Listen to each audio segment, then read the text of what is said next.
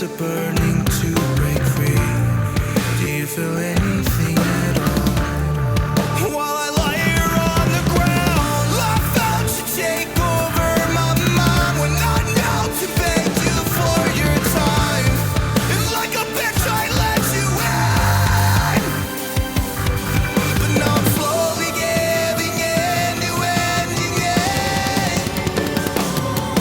Erase me. I'd rather be under the dirt since you left me. I won't stop until I'm gone. There's no healing when the only way to love you is to swallow the night one inch at a time.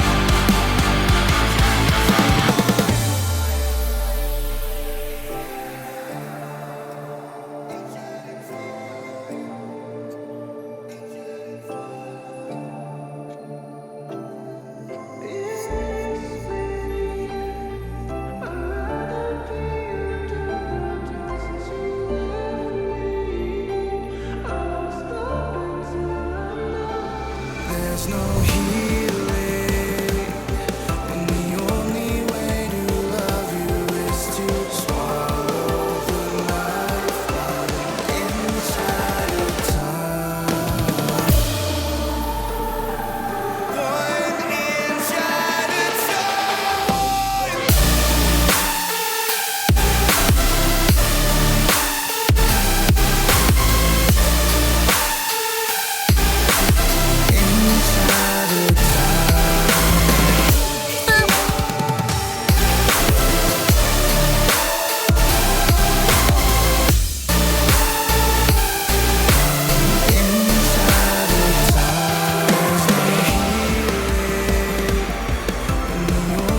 way to love you is to swallow the life inside of time. One inch at a time.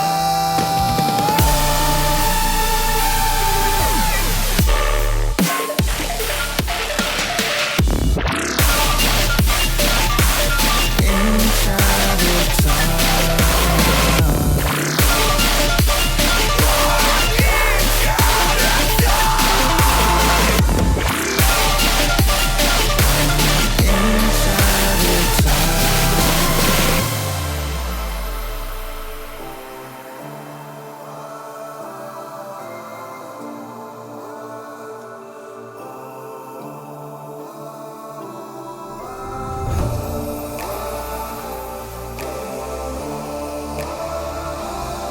Hello there.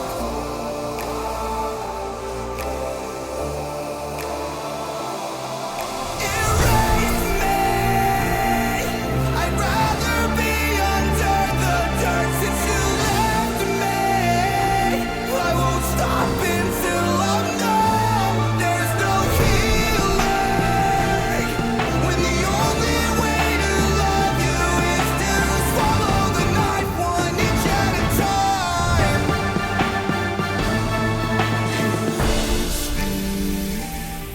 I'd rather be under the dirt since you left me.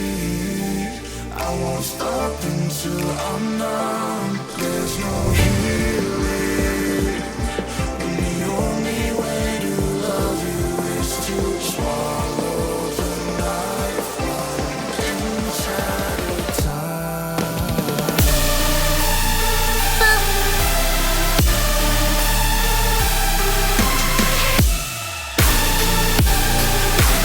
Inside of time.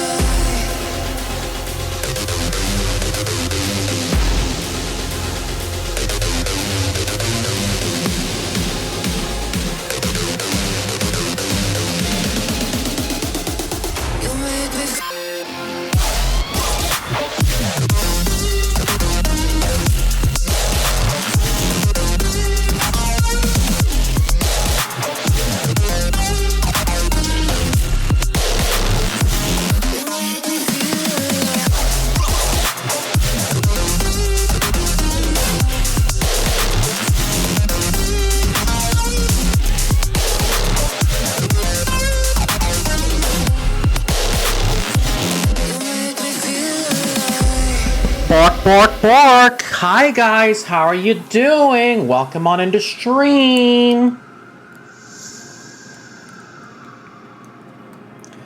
Hoo boy! And what a week it has been. And especially for you guys, please do not forget to check your Twitch 2023 recap, because that has just released.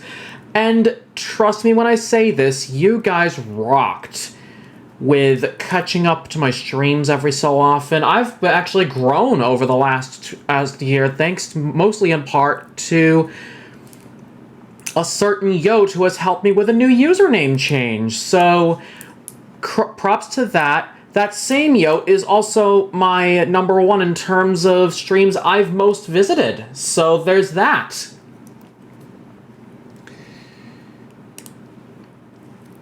I can also see that most of you have me in your top 5. So that's kind of really amazing that you guys keep coming back, and that's really fun to see.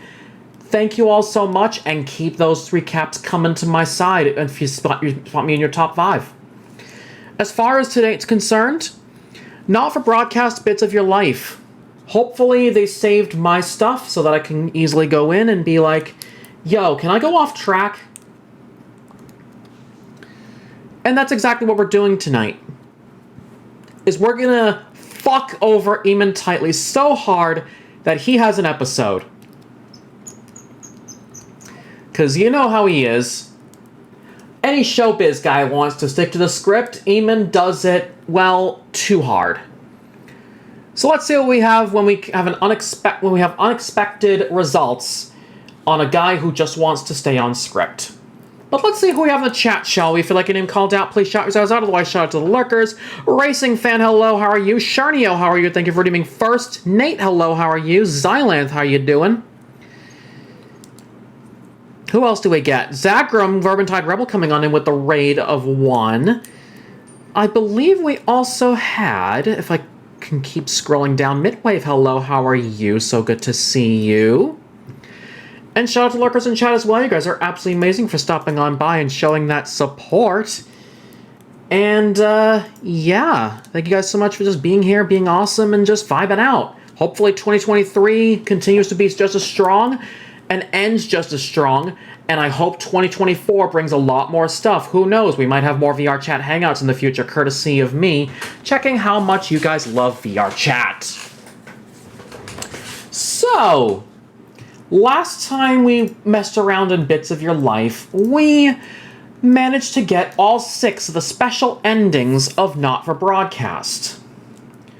Basically, one of those endings is the on-script version where everything goes to plan, and that was kind of forced on us because that's the first one we see before Dave kind of gets the idea of, let's fuck Eamon over. Which then I moved on to a path where everybody was talking too much politics. Then the next one, where basically it ends in a fight between Peter and almost everybody else. And then there's a path where Peter just goes drunk off his ass and complete carnage comes into play. Another one where it ends off on an intervention where Peter promises to stop drinking. Of course, knowing the main story of Not Broadcast, that's not how it actually happens. And finally, one more path where the long-lost brother of Peter Gordon Clement finally returns and makes amends. All 6 of those have been resolved in the last stream, but that's not all the 10 endings. There are 4 more endings, and we've been hinted at that those 4 endings are associated with going completely off track, completely going in a direction that does not involve those 6 special endings. And just put that down, please. Ow! And just going completely off the rails and giving Eamon Tightly a fit, an episode, whatever you guys want to call it. But before we begin, I'm going to do this one more time, but this time, this one is going to be for something different. I need somebody in chat to give me a number between 2 and 10.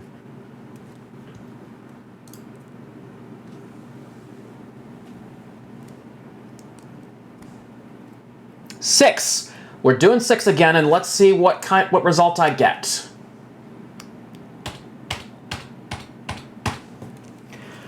Whoo boy!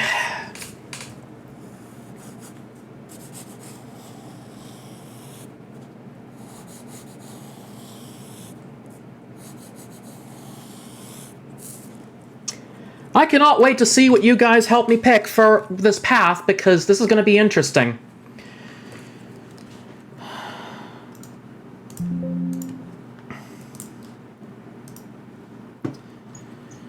So yes, let's get this show on the road and hopefully fuck over Eamon to the point where he has a fit.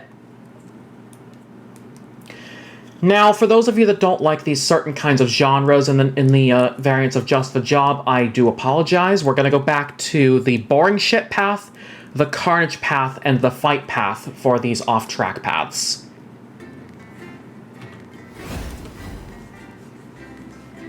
And you might be asking, Racing Fan, I did do it earlier when I started the stream, so I'm going to do it again just because you didn't hear it. Bork, bork, bork.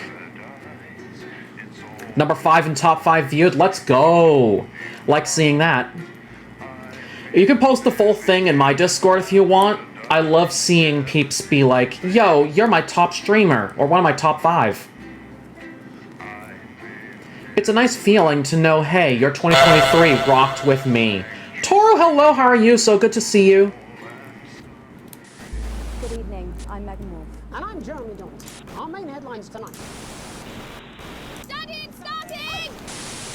Oh, I can continue this. Nice. You already closed it? Oh, you can reopen it and it'll give you the same thing. You just gotta click the share button, it'll give you a download. Anyways.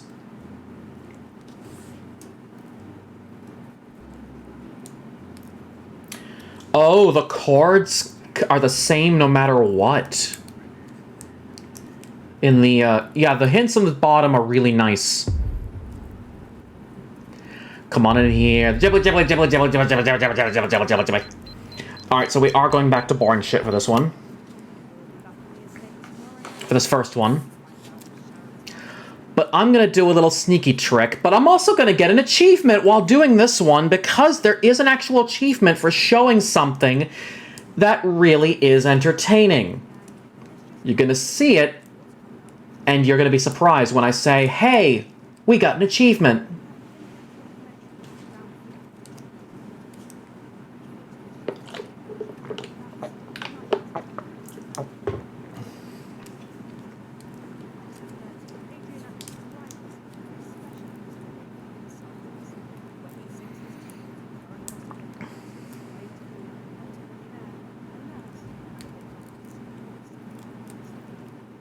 Over my dead body, I will fucking bite you. Ah!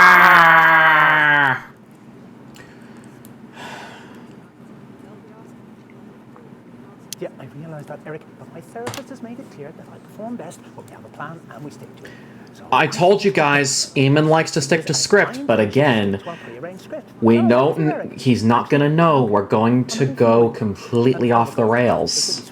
And this is gonna be a fucking fun time. Good evening, I'm Eamon Titley.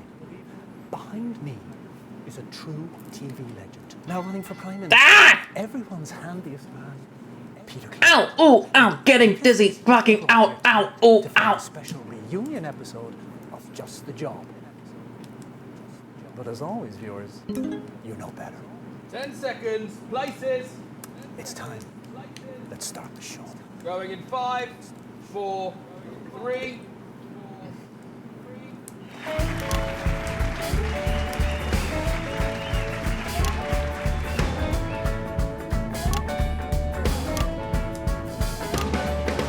When you're feeling hopeless and you just can't work things out, I've got just the job.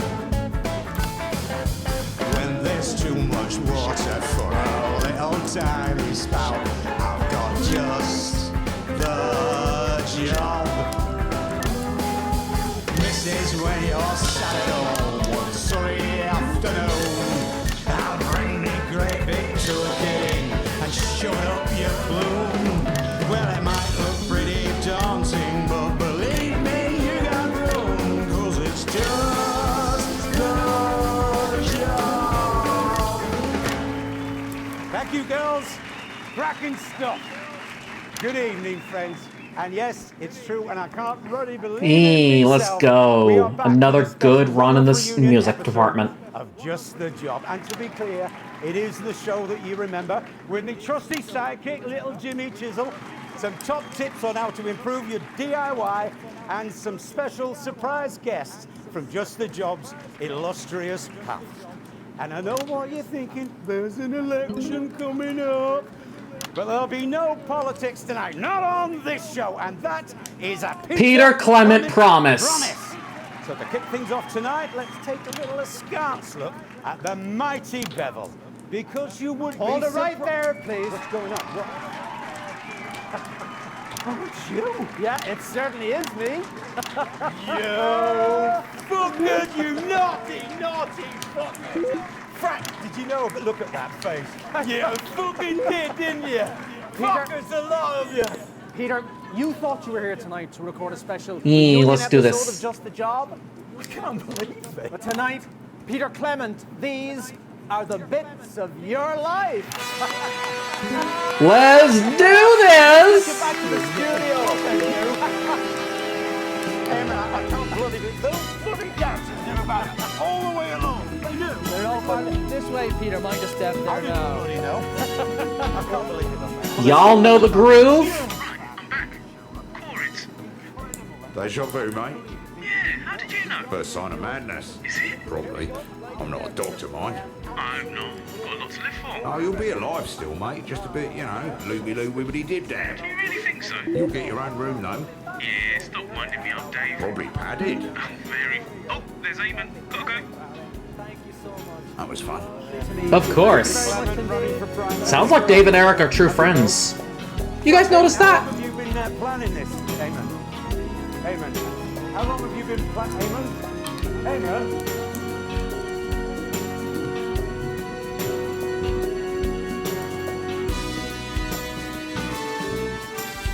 Let's go!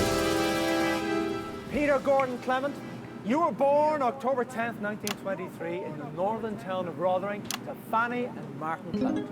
Christ, was it that long ago? We didn't have much back then, but where there's lard, there's lube, as they say at the butcher's. That's right. They got up at the crack of dawn to make the journey down to the capital by coach. It's your infamous old man and her long-suffering husband. Ladies and gentlemen, Fanny and Martin Clement. Let's go, the parents.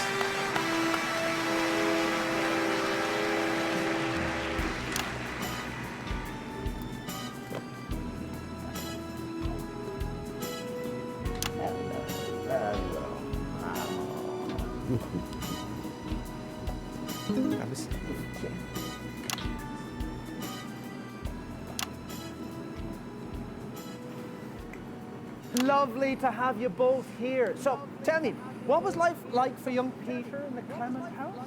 It was same as every other house. Not special about it. Even back then, you could tell our Petey Hmm. was bound for an audience. He used to make up little plays and make us all gather round and watch them. Do you remember Martin? Aye, bloody long they were.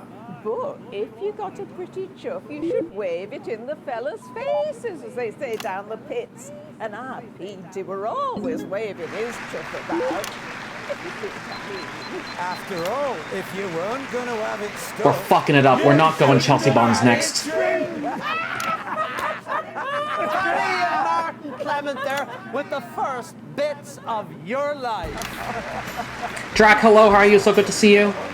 Downloaded it, where do I post it? You can post it in general, it's not too bad.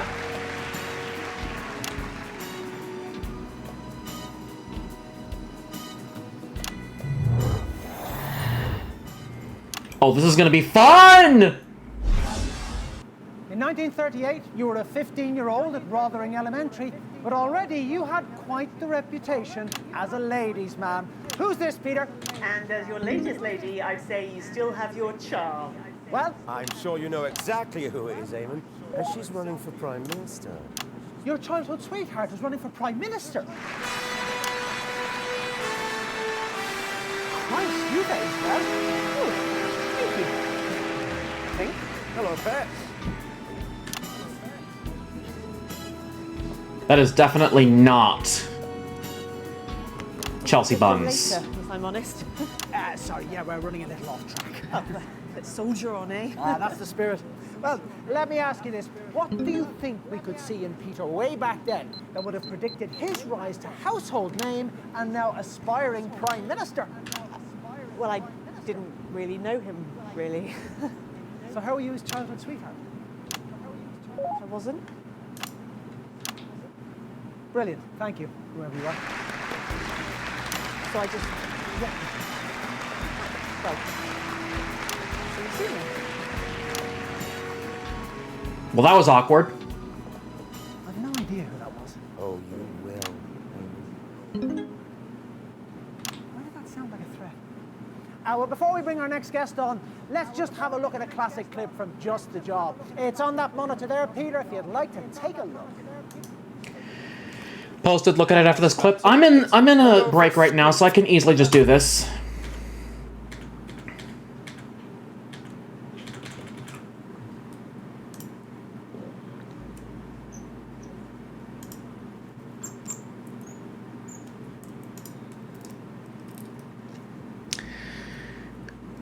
Yep, there it is, number 5. Let's go.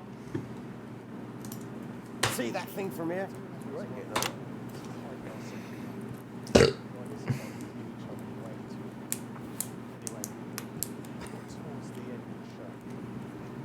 Everything okay? I remember this one, LJ Salt for a week. Good choice, Eric. Not my choice, if I'm honest. Can we reset, please? Of course.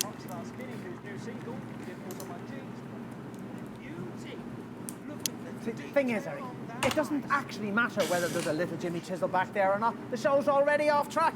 I thought we might be going somewhere, but it isn't, is it? It's just going somewhere random. Please, Eamon. I've been in this business. See, we're off track. I know you have, Eamon.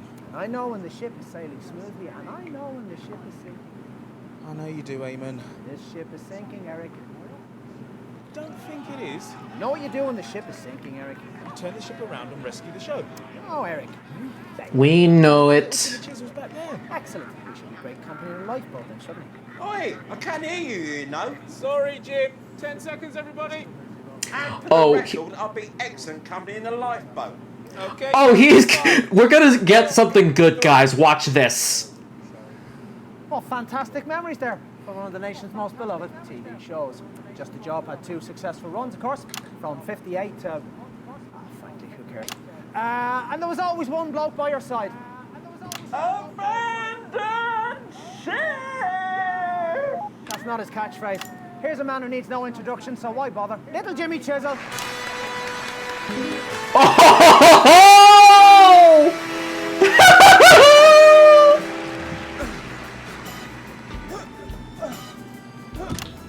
Man overboard!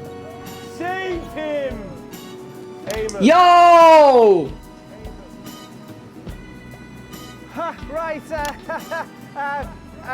I'll throw you this life belt, little Jimmy Chisel.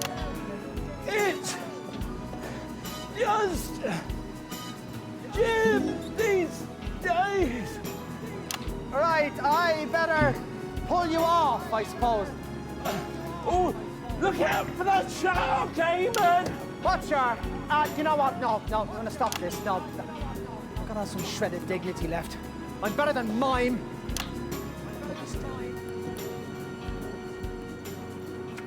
Aw, heck. Save me! Get up. Now there is a man who knows how to make an entrance. All right, PC. Guys? Oh, it's just Jim these days. Right you are, Jim. I am not going to argue with a recently drowned man. He is the best physical comedian in the entire country, and he doesn't get enough credit for it, in my opinion. Oh, thanks, I guess. Well, I wish I'd said it to you all those years that we were. Hey! Achievement gets. Yeah, right. So I was going to ask you a question and show you a clip from the old days, but there's no point in that now because we're so far off track and we've had to put up with a bleating mime act. So I think we'll just get through this as quickly as possible and then everyone can go home. Rude? Don't worry about it, mate. This started way before you even came on. Little Jimmy Chisel, everybody! Jimmy, man. Right, that's 4 minutes off.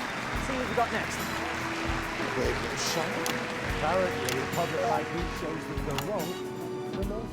Schadenfreude. Gesundheit. You know, it's been a lot nicer seeing you again than I thought it would be. Thanks.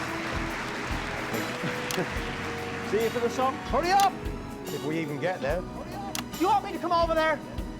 Sorry, Eamon. Abandon ship! Yup, the salute. Give 07s in chat for poor little Jimmy Chisel.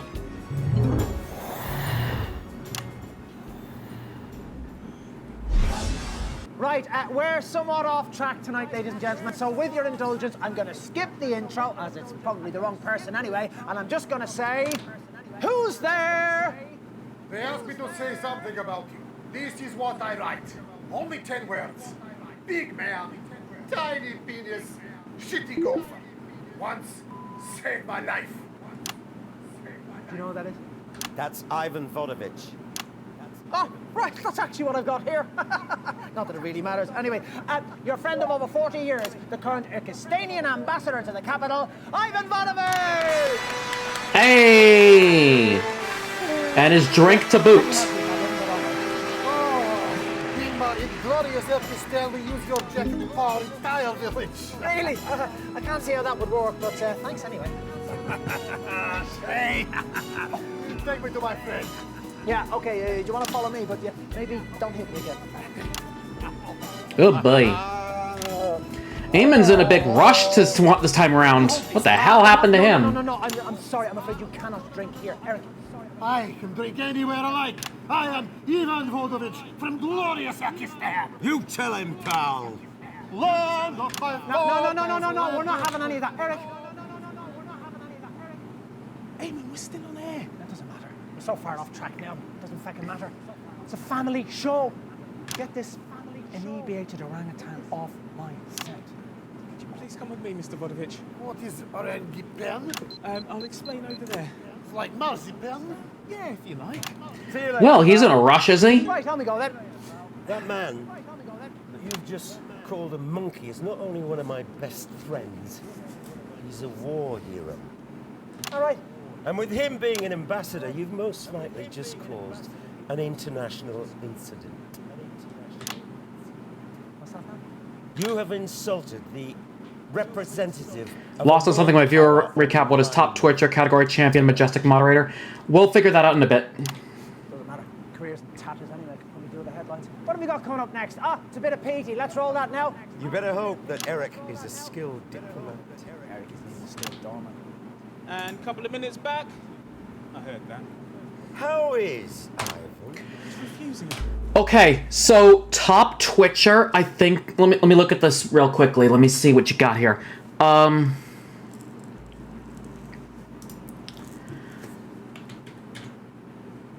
gonna look at mine for a second. I'll relate to you guys what's going on here, because you got because I see some confusion about the Twitch recaps. So let's have a look at this.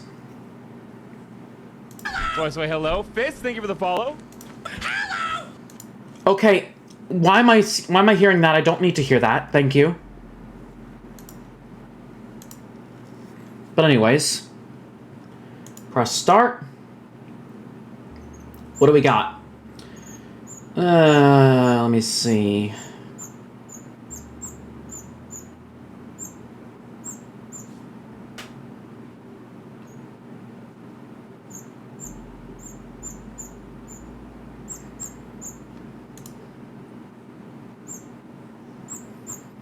I'm still trying to figure this out. Why is that? I was going to say, why is that playing? Oh, I'm trying to figure this out.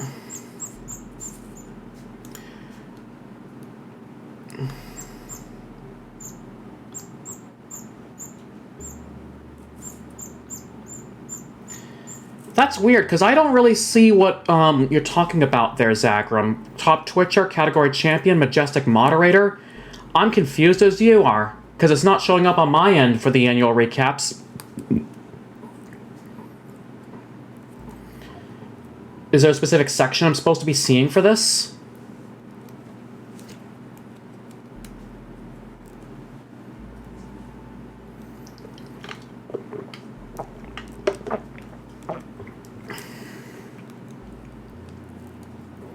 Because I might just be as lost as you are this time in navigation.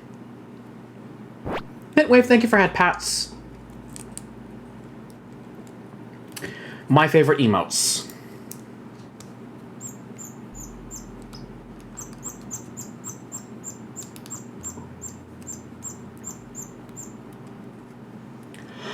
Oh, okay. Under bonus achievements, I see what you're talking about there. I see what you're talking about. Bonus achievements. Then let me go into my achievements and see what's up with that.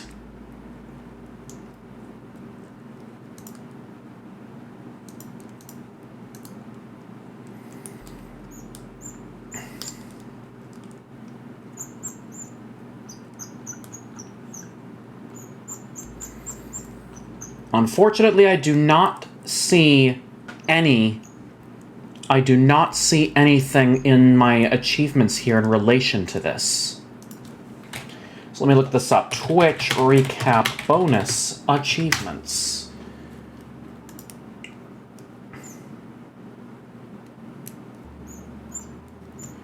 Alright, Twitch recap 2023 achievements explained. What do we got here?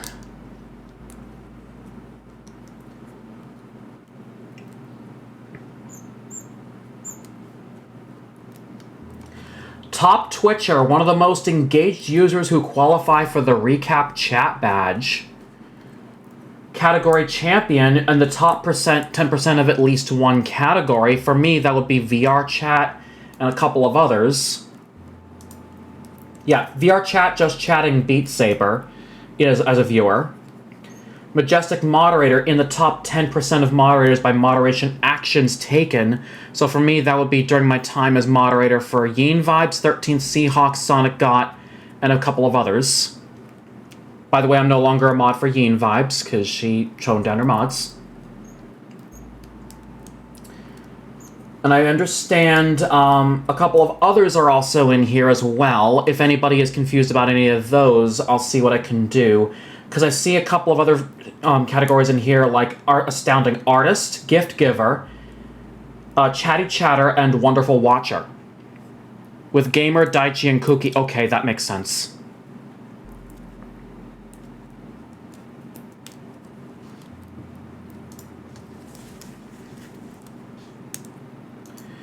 So yeah, it's either nomination for achievements in those categories or something else. But yeah. It's basically what it is. Anyways. Coffee. Looks like you got away with it then, Eamon. Same as before, Eric. Yep.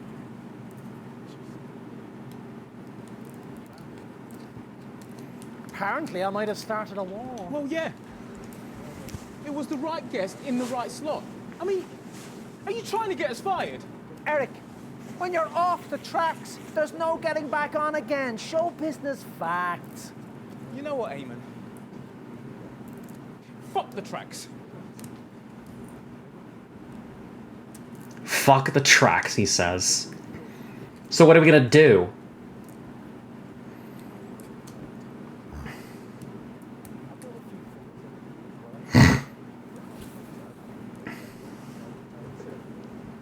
Everything okay? Do you think I did the right thing? Shutting it all down for a career in politics. Of course you did, mate. Hope you win. Reset, everybody. Which we already know he won.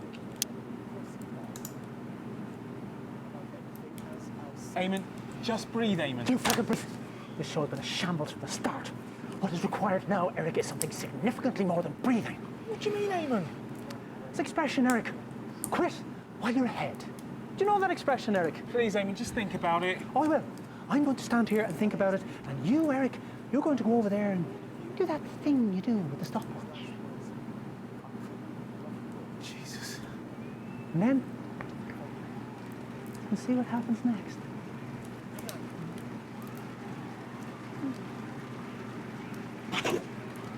Ten seconds. Going in 5, 4, 3.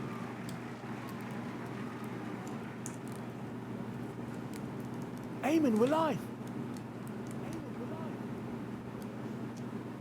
Eamon. Amen. Right, yeah, there we are. Sorry about that. Welcome back, everybody. Unforgettable stuff. But while you took all the credit, Yes, we broke his ass. while you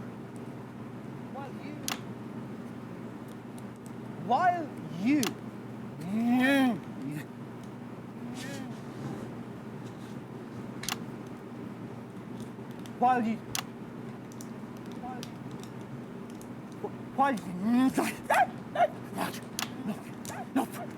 Come on, Eamon. You're a leaf in the wind. You're a leaf in the wind. He's having a fit. Everything all right out there? Yeah, fine. Yeah, you just stay where you are. Or piss off, if you like. Honestly, I don't really care. You see, How close is he to blowing up? Oh, we'll find out. Mild man, really. I am. You know, I have many children, and I hardly ever smack them. Even sometimes they really fucking ask for it.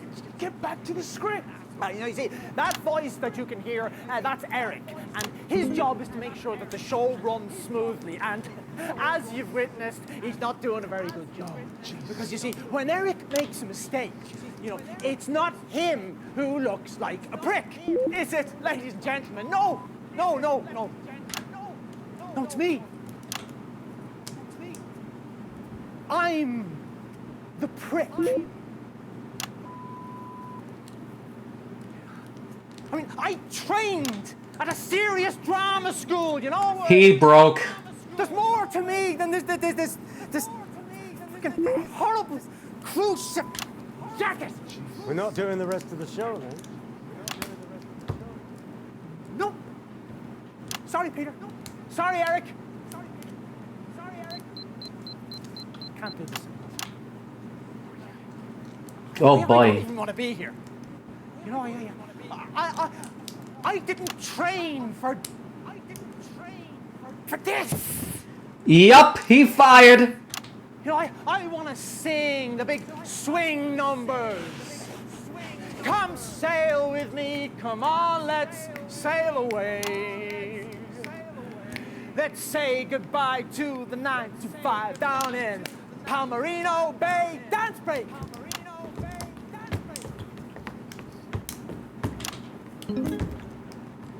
Yeah, obviously it's better with the top shoes. You know? It's better. You know? It's perfect for a cruise around the bay. They say, "Come sail with me. Come on, let's sail away."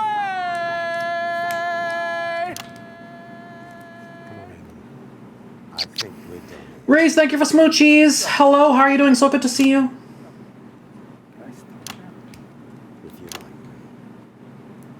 Oh, no, wait. Your jigsaw. You've got to get the... Hang on. Well, ladies and gentlemen, it appears that the bits of my life are to remain incomplete. I've always wanted to have a go on this fucking thing. Not this game, I know, right? The best.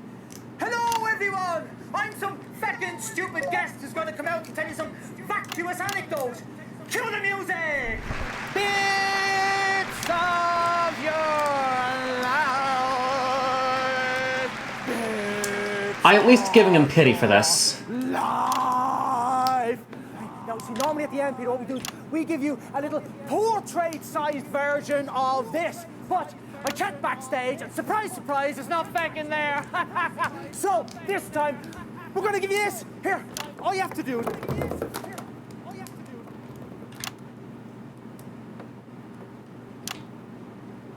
Oh boy. Symbolic, isn't it? Thanks for watching, ladies and gentlemen. I imagine this will be the last ever episode of Bits of Your Life. I think I speak for everyone when I say that we wish Eamon the very best for his retirement and his recovery, whichever order they should come in. Oh boy. Play the music,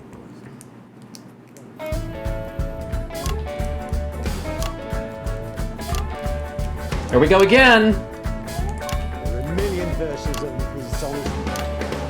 When you look around you and you're miles and miles off track, I've got just the job.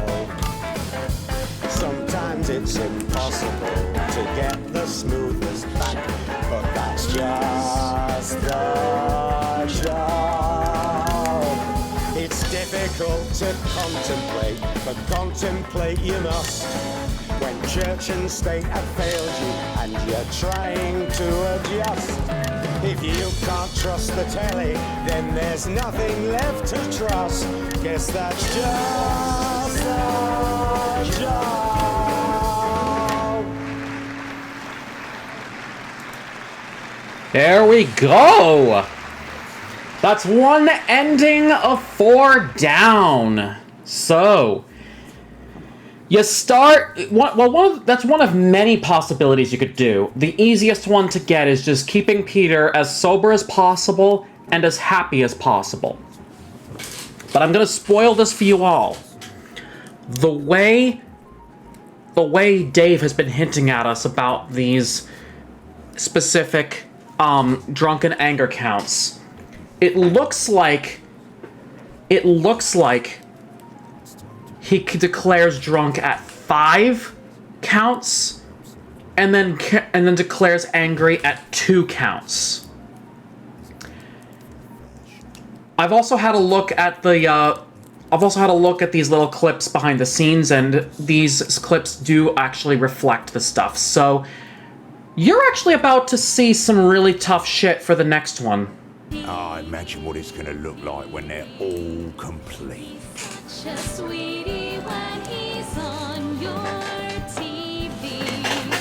So,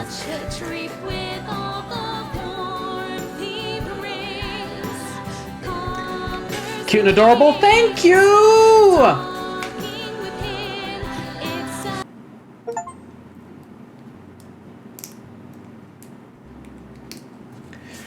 How many cake names can you find in Bits of Your Life? I swear to fuck.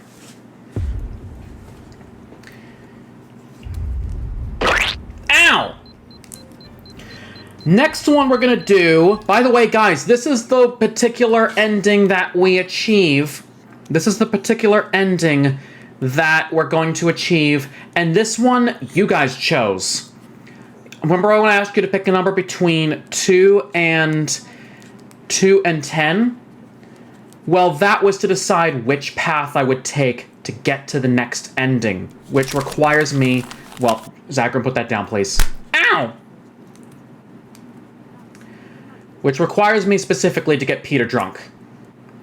So for this one, I'm actually going to do something very, unorthodox. I'm actually going to start from the Carnage path. I'm going to start using the Carnage path, break after guest 3, and play both of the I'll Drink to That ads. You will see a very different Peter. You will see a very different Peter by clip 2. What is the point? Ow! Handset, it doesn't even work. Jeez, I know this is it's bad. I mean, I'm not one for omens, but this is a bad omen. I mean, Jesus, the fucking...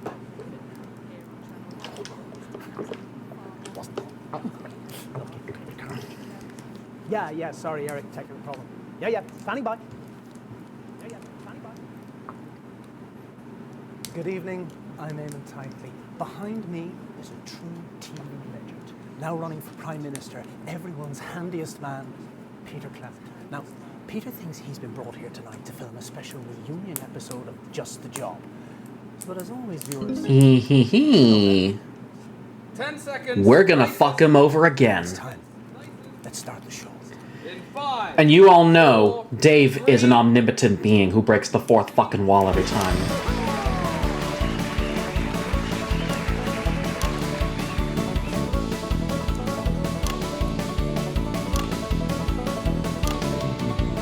When you're feeling shaky, but there's no one there to play, I got just the job. When your doors are squeezed, He is. your hubby's gone away, I got just the job. Mrs. in pickup, I got lubricants galore. I'll get you where you wanna go, maybe someplace more. So why don't we get started right here on the pantry floor? 'Cause it's just the job. Thanks, girls. Cracking stuff. Good evening, friends, and yes... Romo, hello, how are you? So good to see you. I couldn't believe it myself. We are back for this special one-off reunion episode of Just the Job. And to be clear, it is the show that you remember, with the good old sidekick, little Jimmy Chisel, some top tips on how to improve your DIY, and of course, some special surprise guests from Just the Job's illustrious past. And I know what you're thinking. There's an election coming on, but there'll be no politics tonight. Not on this show. And that is a Peter Clement promise. So let's kick things off tonight with a little askance look at the mighty Bevel, because you would be Hold it surprised. right there, please. What's going on? Yeah, it certainly is me. You naughty, naughty fucker! Sorry. Peter. Frank. Paul Winter the Gamer, thank you so much for the follow. Welcome to the Blue Brave Worker Squad. Fuckers, a lot of yeah. Peter, you thought you were here tonight to record a special reunion episode of Just the Job. I can't believe it. But tonight, Peter Clement, these are the bits of your life. Come on, fellas, let's get you to the studio. Feel free to call me Paul. Hey, welcome on in, Paul. So good to see you. All the way along. They do. They're all this way, Peter. Mind your step there now. You know. I can't believe it. Honestly, I'm a huge fan of you. Right, I'm back. Coincidence. A deja vu, mate? Yeah. Oh, now I'm getting deja vu about talking about deja vu. Double deja. Is that a thing? I don't know, is it? I think so. I think I had it back then. And now? No, I've never had this conversation. Hi, how you doing, Grey Muzzle? So good to see you. See you, man. Oops, gotta go. Or should I say Hummer? Have a good show. Double deja. Trademarking that. Have you votes? So, Eamon, how long have you been planning this?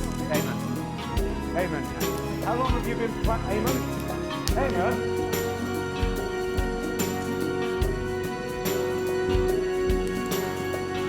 While we're waiting, chat, did you know you're cute? Peter Gordon Clement, you were born October 10th, 1923, in the northern town of Rotherham, to Fanny and Martin Clement. I at that time was barely a twinkle in the Northman's eye. No, that's not right. That's Dorothy Hammerman. No. Stop the music. Stop the music. That was me working out what had gone wrong with the script already. Eric. I'll just come on though, shall I? Ladies and gentlemen, Dorothy Hammerman! Yep. Just rush her on. Hey, sweetie! Having a few scheduling issues. It would appear so, Mrs. Hammerman. Soldier on though, eh? Oh, ow!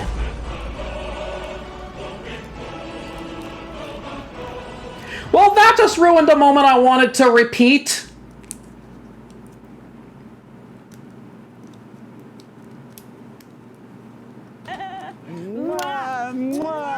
Oh, shall we?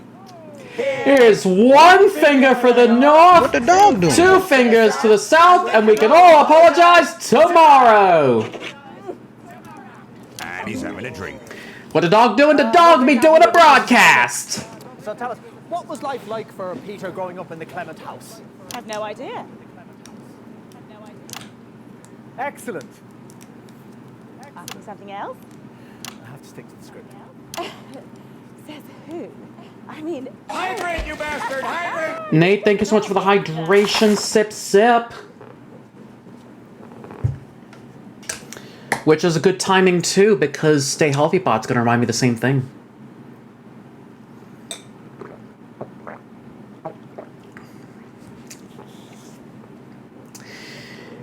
If I'm a blueberry, Romo, I wonder what fruit you would be. You won't mind. If I don't stick to the script, it'll be carnage. Oh, the most memorable scripts. Ah, darling, I'll give you a bit of advice that I told Petey a few years ago now. Oh, I'm sure we'd all love to hear some Dorothy Hammerman wisdom. Off you go, sweetie. Oh, no, I have a very low tolerance. Trust me. No, nothing too drastic. Wonder what fruit I would be? I don't know. What was it? Pomegranate? Let's put your palate to the test. He's having a drink. Fortified wine? You were going to give us some of your wisdom. I just did, darling. Dorothy Hammerman, everyone! I don't think you Oh, I fucking missed the clap. I've had that problem with you, Dottie. You horrible man. Enjoy the show. Mwah, mwah. I'll see you next week. It will. Excuse me.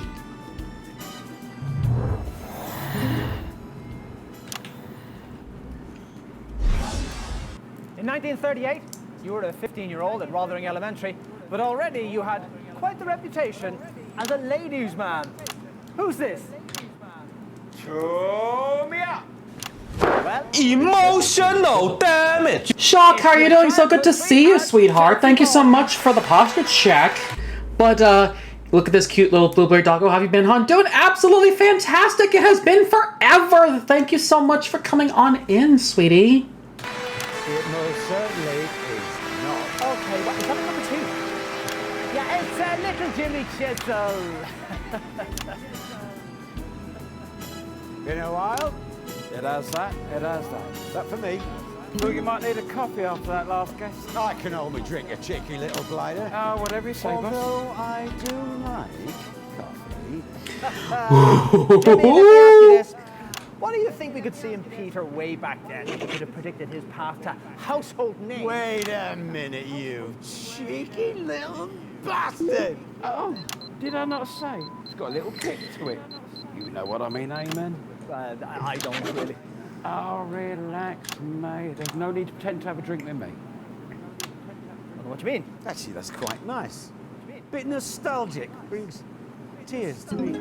You see, Pete was always pulling booze-related pranks on the set of Just a Job. He's lucky nobody lost a finger. Or a foot. What's that now? Little Jimmy Chisel, everybody!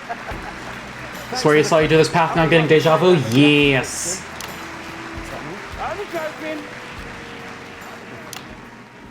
Now, before we bring our next guest on, let's take a look at a classic clip from Just the Job. Peter, it's on that monitor there if you'd like to take a look.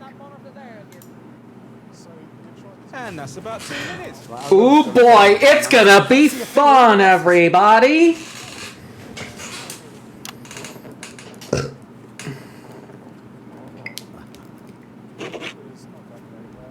Yep, that's it. I think we can safely say we've got him drunk.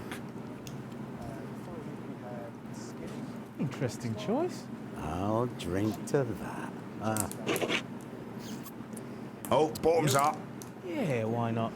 Got to keep the old grey matter lubricated after all. Can we reset, please? Good boy. We're gonna have a lot of fun with this, folks. You see, Eric, there's on track and there's off track, you see? Yes, Eamon. And I'm not one to criticise, but I'm not sure which one this is. Is that right, Eamon? No, I'm pretty sure that we're not on track, see, Eric? But you're not one to criticise. Oh, no, not me. 10 seconds, everybody. But if you do want me to criticise... Let's say no for now. Going in 5, 4, 3.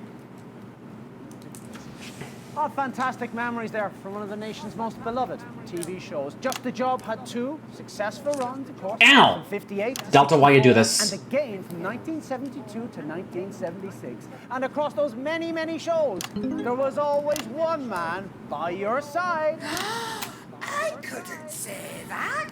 That would sound filthy coming from a lady like me. That's right. It's the woman who should have been here for the last question. I can't remember her name. I think it's something to do with bosoms. Come on in. What's your name? And now it's asking me to do it. Sip, sip. Also, why are you using me like a voodoo doll? I swear to fuck.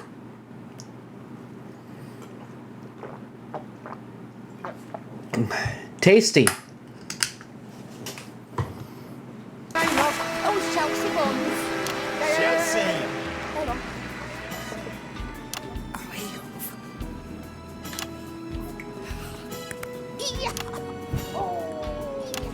Chelsea buns, you haven't aged it. And you were still a bloody lie, you charmer, you. Married? No. Mr. Wright never came along, and if he did, well, I probably missed him anyway. I'm sorry. Hey, don't you go miser about that. I had plenty of Mr. Wrongs in me time. So there are 6 paths but 10 endings. That's what I'm trying to do here. What would you say are the main differences between the on-screen and the off-screen versions of Peter Clement? Well, the on-screen version, well, he wouldn't be so quick to slap your ass if you bend down too near him. Oh, you better ask LJ about that one. Yeah, well, we would have if he'd actually come on when he was supposed to, but he didn't. And we'd have shown the clip. No point now. Cheesy boobs, everyone. Cheesy boobs! You're all right, love, I'll take cheesy boobs. Who don't like cheese? Oh, boobs for that! I will see you for the song. Yeah, it'll be about 2 minutes at this rate. Oh, now where have I heard that before? Cheeky cow.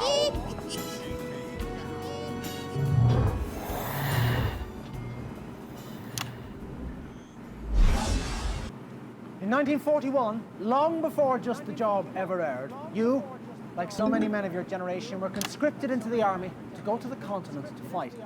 And it was on those very battlefields that the strangest of friendships was born. 10 words about Peter. I only need 2. My conscience. Can't place the voice. Let's try the face. On you come. Ms. Julia Salisbury. No, still not. Julia Salisbury? Good for you.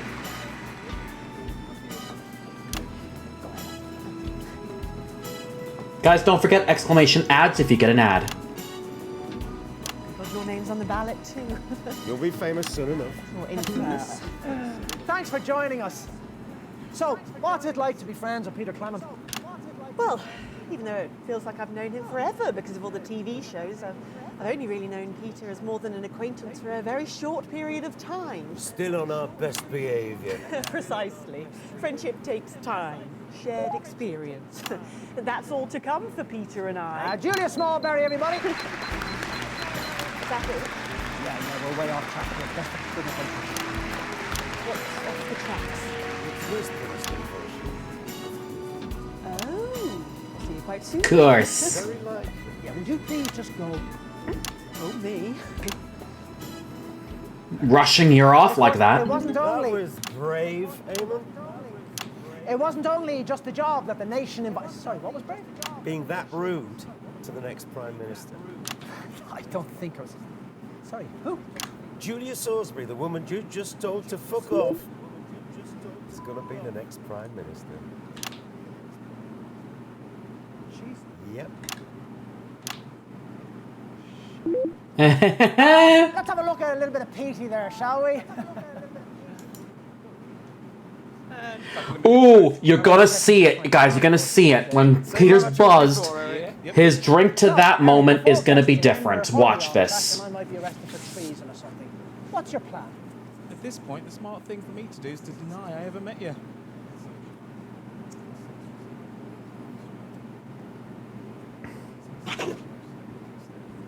Oh, drink again. Another drink to go on the list. Steady on there, mate. We've still got the last section. Oh, I'm doing God's work, Eric. God's work. Open the pub. Let's tally another drink. Reset, everybody. Okay, I need to make a note of my fucking walkthrough. I thought there were going to be 2 drink moments in that little one. Apparently I was wrong. No wonder he died from all that drinking. Well, Nate, actually it's different. In one of the, I'll go back to one of the, I'm gonna be sure if I can get to it in the rushes. I'll see if I can find the specific Disrupt clip that describes it. But the actual reason for Peter Clement's death is more than that.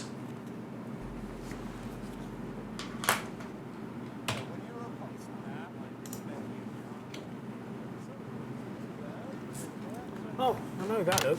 We should have given up after the first break. What? That's where it all started to go wrong. It's not so bad. Did you not see that last section? Have you got sudden onset amnesia? It's not from liver failure, Nate. It's not from liver failure, no. I hate to be a spoil for somebody who hasn't gone that far and not for broadcast, but if you go further into this whole thing, you can easily see that Peter Clement's death was more of a motive. As in one of the clips on one of the 2 paths, on one of the 4 paths you get at the end, Julia Salisbury calls up her assistant Adrian and orders her to kill Peter Clement. This was suggested by Alan James on another path as a motive. But also suggested as well in the path where only Alan, yes, Nate, yes. So in the main game, yes. So Nate, yes, Peter was assassinated day 412 of our game.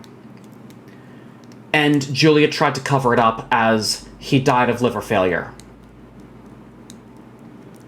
That's the reason why the ending of Not for Broadcast is you have a choice to spill the truth. Please don't do anything stupid.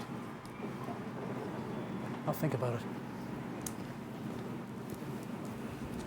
Please don't. You're good, Nate, you're good.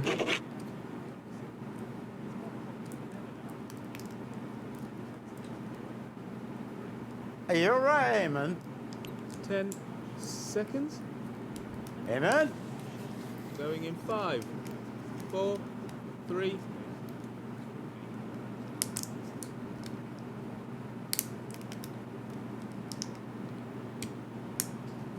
Eamon, we're live.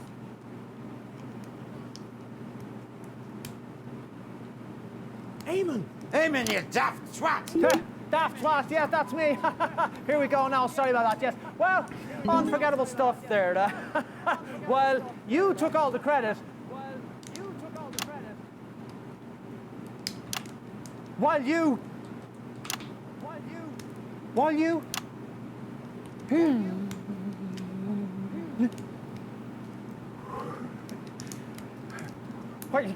He's broken again, yes he is. Pal. Come on, Ian. You're a stoat in the undergrowth. You're a stoat in the undergrowth. What's the matter, mate? Nothing's the matter. I'm a snowflake in the winter. I'm a fold in a napkin. Have a sip of this, mate. Oh, what's that? I don't really drink. Well, that's probably the problem. Just a little sip. There you go. How's that? Actually, that was actually quite nice. So what is the problem, mate? Well, we're off script, you're drunk, and the show's gone off the rails. Well, so, I think you need to bail. You're the boss, so how do you want it to end? We get the guests out, we sing the tune, everybody's happy. Well, we'll do that then now, shall we? There's still a lot of airtime. Don't worry about it, Eric. I've seen worse disasters than this. Have you ever met Graham Bannon? Not really. Why? Doesn't matter. As a reminder, when we were in Live and Spooky, we figured out that Graham Bannon had a fit in the eventual demise of certain individuals inside the Grand Bannon soundstage that caused the unfortunate end to his project dying as another man's job. But it was not necessarily the cause of Graham Bannon's disappearance. But only that, we figured out the mystery of the fire that was, of course, trying to appease the spirit that was inside, and of course, as we all know from playing through the correct path, that the mysterious ghost is Marie Murphy, who was very underrepresented in the Bannon sound booth. Right, Eric, get the guests out, get them mic'd up, right. Who's in charge here of you chaps? Right, Time to pick the next guest, mate. Break in the middle to an F sharp B and E thing with a passing C sharp D and E for a triple on the build-up and then back in and around again, all right? Excellent. Eric, how's it going? I think we're about ready here. Cracking. Come on then, Eamon. Eamon. Come on. Hello again, everybody. Sorry about the mix-up, but I think we can still get things back on track. It's not the show that any of us expected. Willie, hello, how are you? So good to see you. Could have gone on for a little bit longer. If we'd stuck to the fucking script, Dave! Yeah, but in the end, the show is like a family. You're all right, Eamon. You can gnash and wail as much as you want, but in the end, you just gotta slap a smile on, come together, and save it. And what brings people more together than a good old sing-song? Take it away, chaps! Do you want to say goodnight? Hey? No, you seem to have everything under control there. Okay. Thanks for watching, and here we go. Thank you for smoochies. When it seems like everything's about to fall apart, I've got just the job.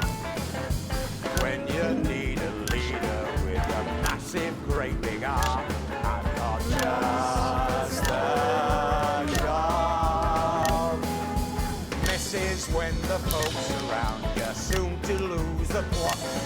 I'll run around like chickens who have had their heads lopped off. I have a plan to take command and get us back on top. And it's just a job. And oh, when you're feeling low, Mrs. Let me take you where you're crying out to go. That's the old dream. Unexpected scene. Wondrous how I tried. surprises, nothing in between. 'Cause if the job's worth doing, then it's worth doing right. 'Cause 20 minutes fumbling won't even last the night. Everybody! When you're feeling hopeless and you just can't work things out, I've got just a job.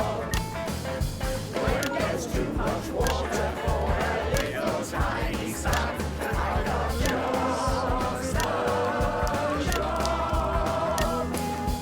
This is when your minds are popped and all your walls are stains.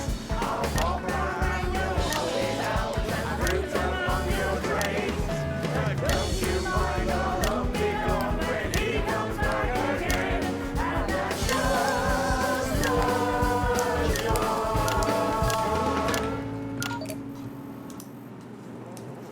Let's go. I think that was probably bad. Was that bad? The singing? No, the show. Well, it was sure, probably. Oh, thank you so much. You really saved us there. Yeah, it's not my first rodeo, Eric. Let's see if we can't do the same for the country.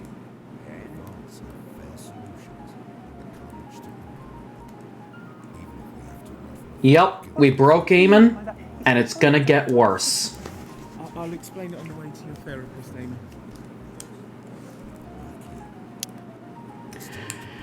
So, All right, slow and steady wins the race. He's such a sweetie when he's on your team. So, It's such a treat with all the warmth he brings. Conquers and kings. 2 more endings to go, and I believe both of them require Peter to get pissed, which is exactly what we're gonna do. And I think the next one we're gonna do, we're gonna go fight path the whole way through, and then switch the last 2. Both of these will require the fight path, so you're gonna have a little bit of deja vu for this one.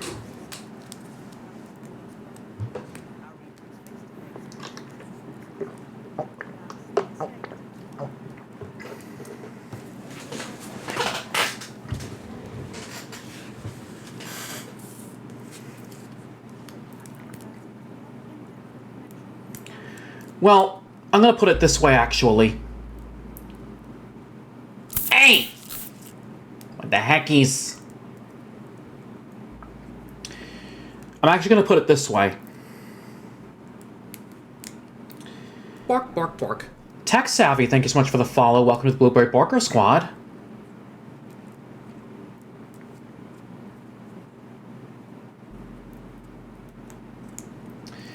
I'm gonna put it this way.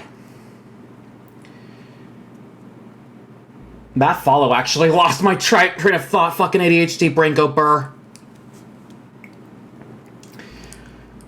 I'm gonna put it this way. It's for off-track stuff, it's actually easier. Hydrate, you bastard! Hydrate! Shock, thank you so much for the hydration, sip sip. It's actually easier to keep Peter sober and happy than it is for him to get pissed, angry, or both. In fact, in my own studies, it's actually very hard to get Peter both pissed and angry. But luckily, I found a path that does that just very well. But sip sip anyways.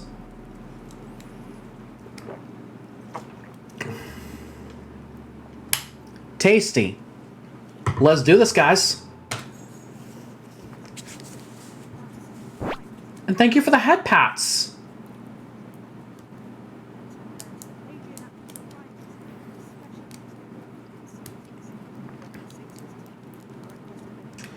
For those that don't know, Not for Broadcast is one of my all-time favorites. The reason why is because the story-rich elements, you're building your own story, you're driving the story together, and every ending's going to be different depending on your choices. So the varied endings really make the big difference in any game, especially this one. Explain it to him. I mean, it's just counting, for fuck's sake. Yeah, I know. I'm a bit scared of him too. Yeah, a bit. And my face is more valuable than yours. So if anyone's going to get punched, it's probably better that it's you. You'll probably get lucky. You'll probably just kick in the... Yep, standing by. Good evening. I'm Eamon Tightly. Behind me is a true TV legend. Now running for Prime Minister, everyone's handiest man, Peter Clement. Now, Peter thinks he's here tonight to record a special reunion edition of Just the Job. As always. As always, viewers, you know better. Of course we do. Places. It's time. Let's start the show. In 5, 4, 3.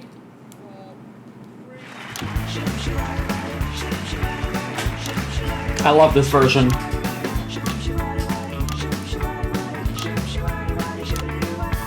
When you're feeling restless and you just can't stay the course, I got just the job. When you smell an odor, but you just can't find the source, I got just the job. Get me in the morning, bright and breezy job. I'll take my great big plunger and I'll slip it down your trail. And once I'm finished pumping, this is your show, nigga, yeah. 'Cause that's just a job. Thank you, girls. Cracking stuff. Good evening, friends. And yes, it's true, I can hardly really believe it myself, but we are back with this special one-off reunion episode of Just the Job. And to be clear, it's the show that you remember. With the old sidekick, little Jimmy Chisel, some top tips on how to improve your DIY, and of course, some special guests from Just the Job's illustrious past. And I know what you're all thinking. Oh, there's an election coming up. But there'll be no politics tonight. Not on this show, and that is a Peter Clement promise. So let's kick tonight off with a slightly askance look at the mighty Bevel, because you never know. Just hold it how- right there, please. Oh, come on. It's you. Yeah, it certainly is me. Oh, you Sorry, Frank, did you know about this? Yeah, look at that face. Of course you fucking did. Peter. You fuckers. You thought you were here tonight to record a special reunion edition of Just the Job. I can't believe it. But tonight, Peter Clement, these are the bits of Let's you. go. Come on, let's get you back to the studio. You fuckers, I'm gonna you. Oh boy! Oh. This way, Peter. Mind a step there now. I can't believe it. Honestly, I can't. You know, I meant to tell you, I had a dream last night about you. Jesus, I don't need to call HR. You caught me in the middle of it, Nate. I'm about to do some stretchies. Here we go.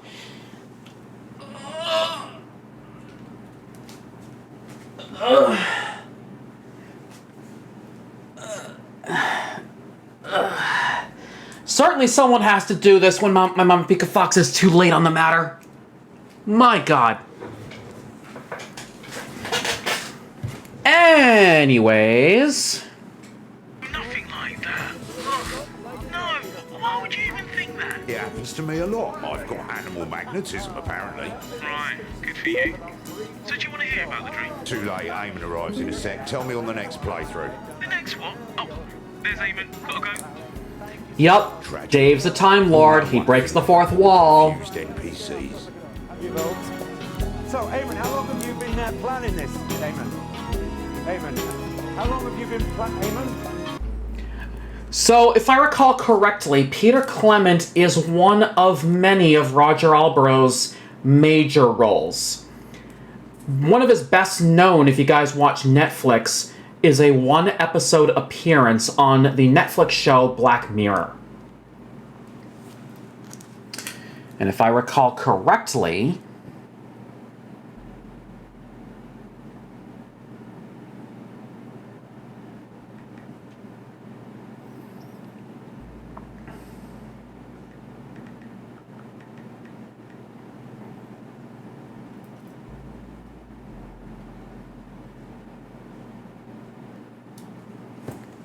still never watched Black Mirror, should probably get around to that one of these days. Yup.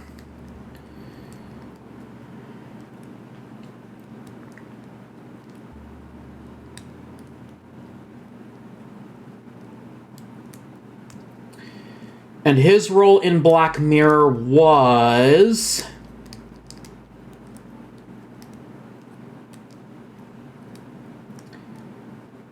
a man named Joe in the episode Smithereens.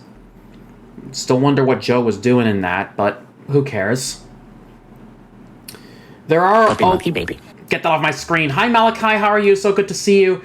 Black Mirror, the British version of Twilight Zone. Again, I haven't watched it either, so I wouldn't know. If we had somebody who... Shock! I don't know if you watch Netflix. Would you be able to answer Nate's question?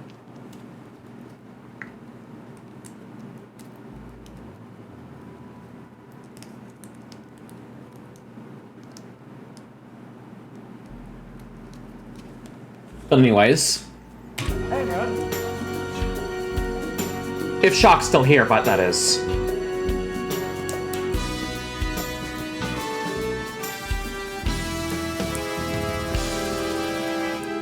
Peter Gordon Clement, you were born October 10th, 1923, in the northern town of Rotherham to Fanny and Martin Clement. I know, right? Fucking tearaway they made of you. That's right, they got up at the crack of dawn to make the journey down to the capital by coach. No, I didn't. It's your infamous old man. No, it isn't. And her long-suffering husband, Fanny and Martin Clement. Oh boy! Mr. Sticks to the script again! No. Let's just stick to the script, see what happens. You pop your piece in there and then head over to the subs. Rightio, Pet. Hello, pets. Make the best of us. And not the worst. Chelsea bloody Bonds! Peter bloody Clement! Okay, lovely, lovely. Let's all take a seat now. That's great. So, lovely to have you both here. Let me ask you, what was life like for Peter growing up in the Clement house? Well, I think, well, for both of us really, it was, it was about his father's, right? I mean, mine, well, he was never there because what with work and the pub, of course. But I reckon that were a lot easier than it were for our Petey because there's no mark of a father were always there. Me mum kept him in line most. Yeah, she did, love. But I mean, what about when she went to bingo or, you know, when she took that part-time evening job? I kept her safe. Come on, Petey, love. I've spent my whole bloody life trying to make up for the lack of love off me pa, right? But, and I'm sorry to say this, love, but Petey is, well, he spent his whole life Beans! trying to make up for the Axel, hello, how are you? So good to see you. Oh, that's not fair. I had a good childhood, for the most part. You didn't, Petey. Sorry, love, but well, neither of us did. Well, that got serious quickly. Chelsea, what's your name? Chelsea Bonds. Do you want me number? Chelsea Bonds, everyone, with the first of the bits of your life. So that was. Are you married? How many kids have you? No bands for me, love. I mean, I did get pregnant once, you know, but Thank you for smoochies. the war, I didn't even know whose it were, to be honest. But, well, you know, then something went wrong, you know, and then after that, I Ow! didn't have any more. Oh. So, Chelsea, that's awful. that it is, love. But then, that's life. Over my dead body, Axel. It's awful sometimes, but you just gotta keep on fighting. That you do.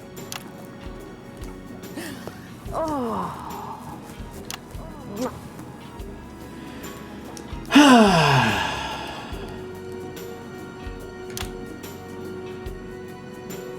Love you too, Axel. Even though you bully me to death. In 1938, you were a 15-year-old at Rothering Elementary, but already you had quite the reputation as a ladies' man. Who's this, Peter? Well, if you don't know my voice by now, we may well have lost the election. Well, It's Julia Salisbury. no, it isn't. It's your childhood sweetheart, Chelsea Bonds. She has literally just been on, Eamon.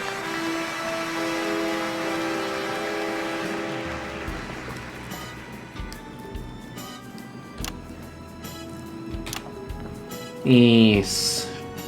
My apologies for being so silent. My focus is on. Something's gone wrong with the scheduling. Some prick called Dave, apparently. Shall we? He definitely won't like that. Julia. Yeah, it says Chelsea in the script. Would you like to call me Chelsea? Actually, yeah, that'd be really helpful. Right. Well, Excellent. So, Chelsea, let me ask you this. What do you think we could see in Peter way back then that could have predicted his path to household name and now aspiring Prime Minister? well, I mean, obviously, I wasn't there, of course. You're one of his childhood sweethearts, according to the script. Seems unlikely, given our ages. Can you talk about it anyway?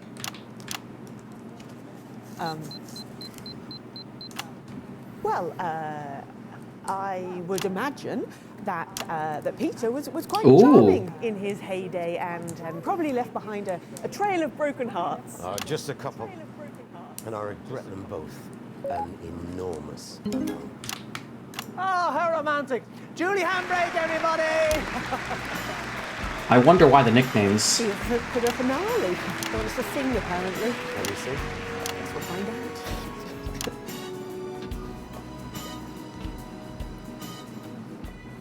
Well, before we bring our next guest on, let's have a look at a classic clip from Just the Job. It's on that monitor there, Peter, if you'd like to take a look.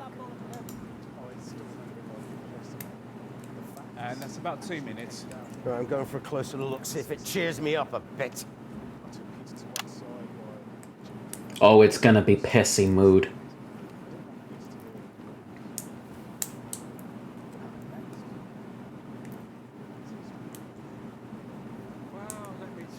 Everything okay? Is this some sort of fucking joke, Eric?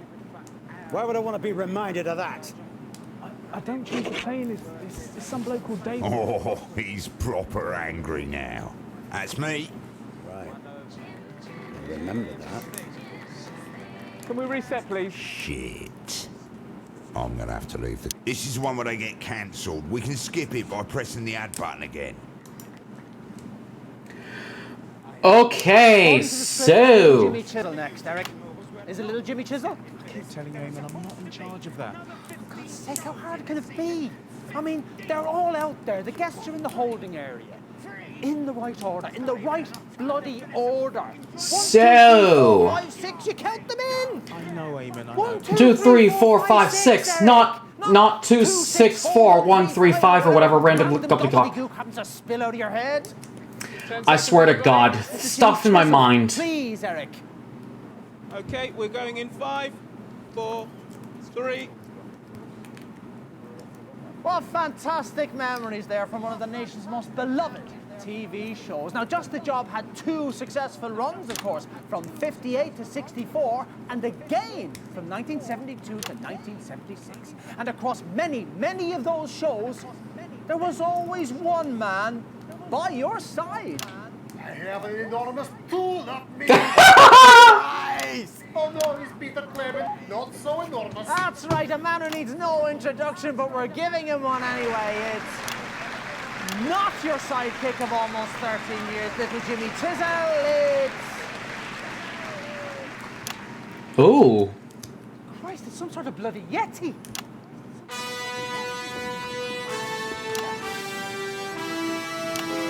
I mean, what do you guys think of all the nicknames he's been given? No. Not there, thank you. So, you're certainly in a position to give us a unique insight into this bit.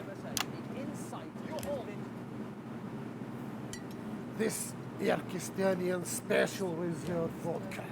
It light fire in you. Men have given up their virgin children for just one glass of this. That's probably not true. For every drop you spill, I cut off one finger with this. Oh! That's a bloody big one you've got there. Yes, it was my grandmother's. Put it away, mate. Stop the theatrics and pour the bloody drinks. I'll remind you guys, in my playthrough, I apparently left Suze. Excuse me. In my playthrough, I sent my daughter Susie on holiday. Right? I sent her on holiday.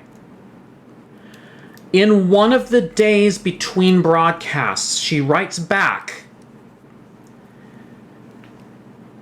And guess what arrives in the mail?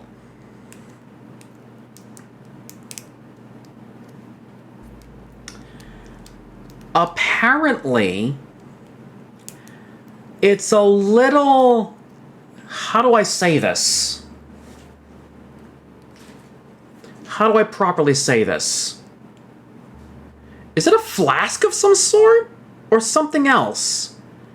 It's something engraved, I know that.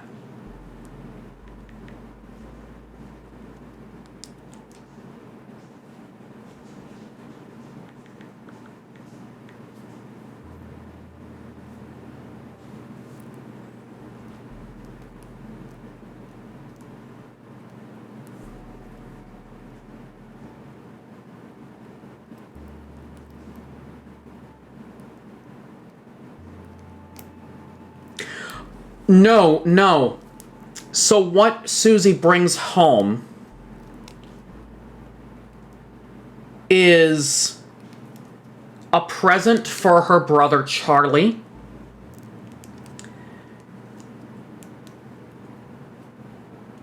It's engraved with Charlie's nickname, Chippy.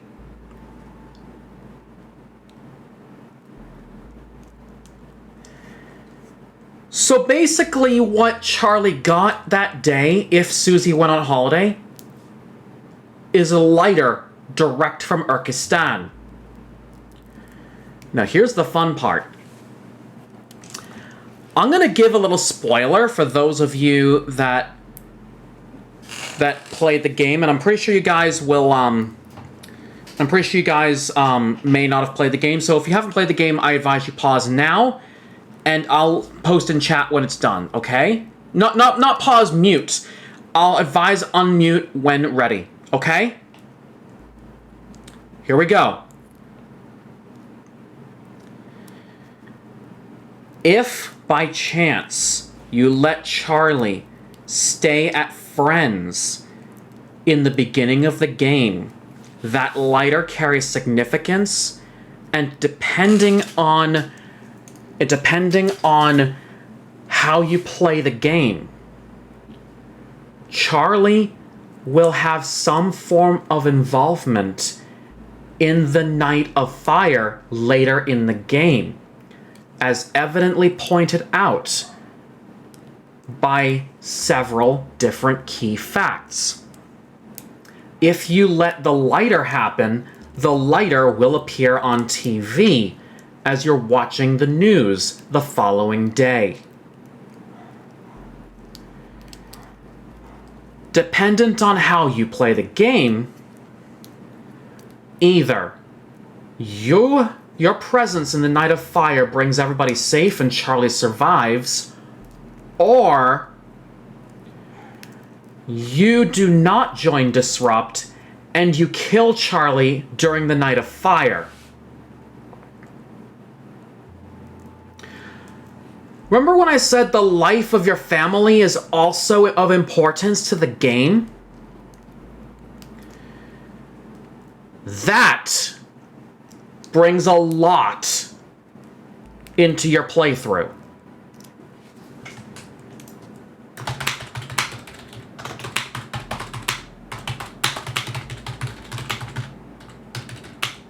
But anyways, with spoilers done,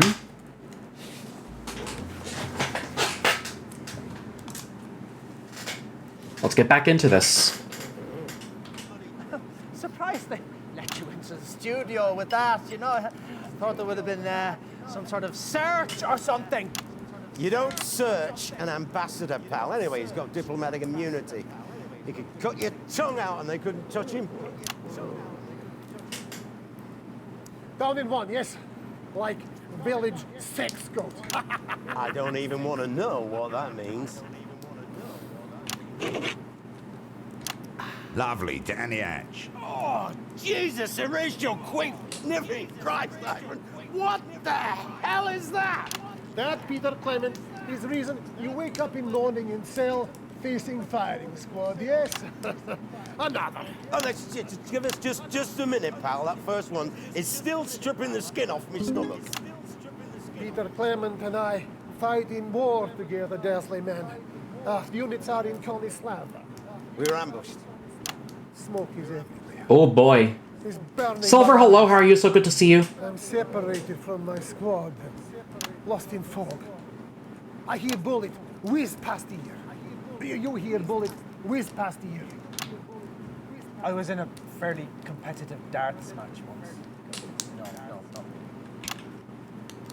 Out of smoke come man wearing mask. Smoke is not just smoke, you see, it's a poison gas. He come over to me, take off mask and put on my face. He lead me out the fog. We share mask, pass back and forth. He bring me to cellar under shop. We collapse there, coughing out muck from lungs and crying. For context, if anybody wants to know what kind of mask they're talking about, in general, during war, many different kinds of gases could be around. So basically what Ivan's talking about here is that Peter and Ivan essentially shared the exact same gas mask all the way down to that cellar shop in Konislava. That's exactly what Ivan's talking about. 5 days we were there, ate what we could find. Mainly dog food. And a tin of peaches, but we did spill most of it fighting over it. And morning of 6th day, all is quiet. We venture out. No one is there. It's like, how you say, ghastly town. Ghost town. Nothing but corpses, cinders. Everybody is gone. We fight to death over small town and nobody wanted anyway. Didn't even find out who won that day. Nobody win. Everybody lose. Except maybe us. Took nearly 4 weeks crossing country before we got to command. By the time we reached it, we'd had a few scrapes. And we knew we'd be friends for life. And there it is. Yep, bottoms up. So, what are the differences, would you say, between the on-screen and off-screen versions of Peter Clement? Simple. On screen, Peter Clement never had to kill anyone. Yes, and actually we've got some archive footage here which shows exactly what you were talking about. Oh dear God, I hope we don't. Let's go to that now, shall we? Well, when it's a fiddly task, I know a little fella who's just a job. I'm gonna share some points here. When we get to these next two endings, this is the part where it diverts. We're gonna go on track for guest 4 in this one, but the next one will ask us. The next one on my sheet here, it's gonna ask me to go off track in the next one, and I think I've chosen the right guest just for this.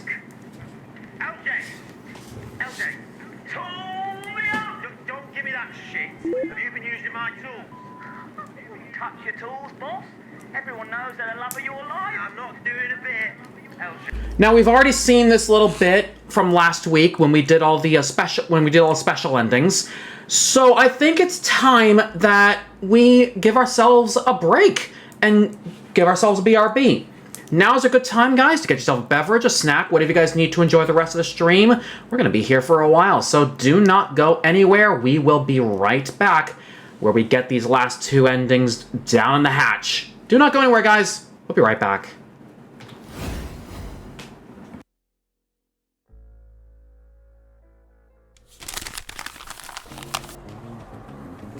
But hey, at least it helps me pick up speed for the... Mama! You be farting too? Pretty soon that chat's gonna get gassy. Yeah, some more. I don't do streaming and diff chats and stuff like that, so I'm very new to Discord. No. No. Oh my god. Oh my god.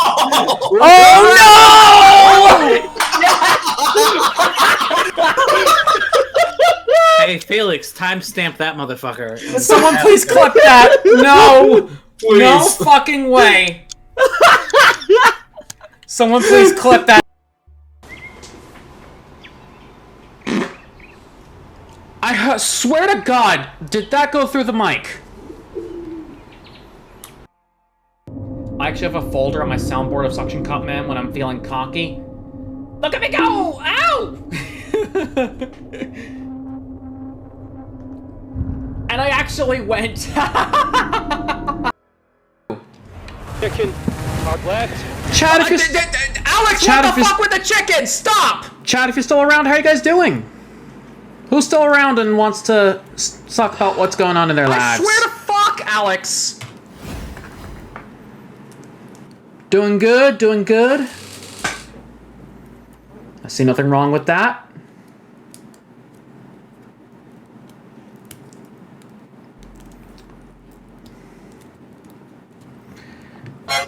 Hi, Toru, how are you? Also, just a reminder, Toru, your Mega Honk is still active. I figured out how to make it so that only you can play the Mega Honk, thanks to Mix It Up. So whenever you're ready, there's your entrance sound.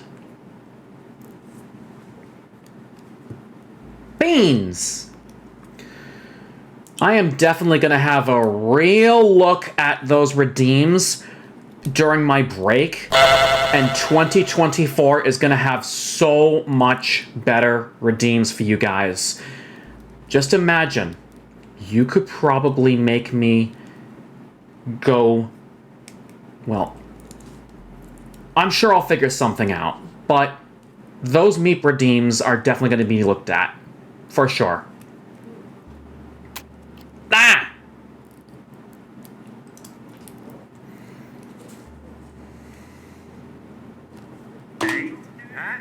Someone's been in here and mucked everything up.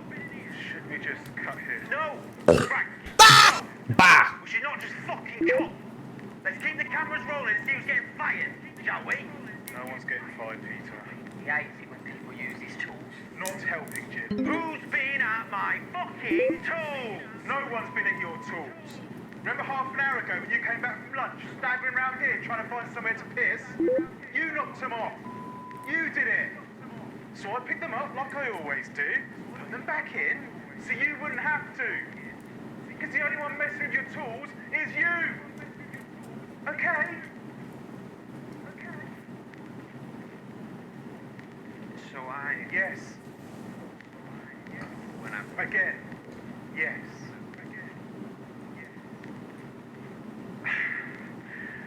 Well, this is bloody awkward. Sorry, everyone. Sorry, LJ. Such a dangling twat. Who's been at my tools? Well, viewers, I think we've all learned something today. Did we? Blasted at lunchtime. Oh, China. No, never know that. Hey, viewers. No. What I've learned today is always set your toolbox back from the edge of the shelf. I'll be misfiling the hinges next, honestly.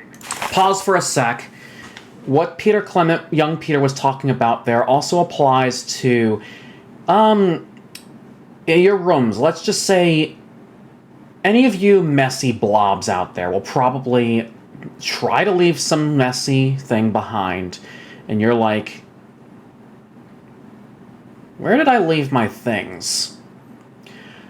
Exactly what we're trying to tell you guys here is, you don't remember where something is, retrace your footsteps, but at the same time, always have a fucking place to have everything. Okay?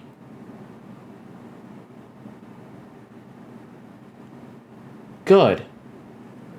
Now, if we don't mind, I got me some more, off-track angry to find out about.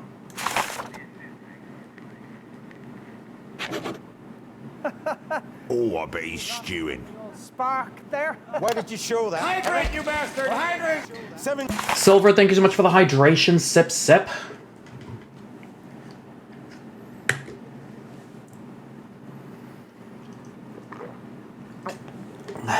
Tasty. Years of footage, and you show a clip that makes me look like a complete prick. It's a very human moment.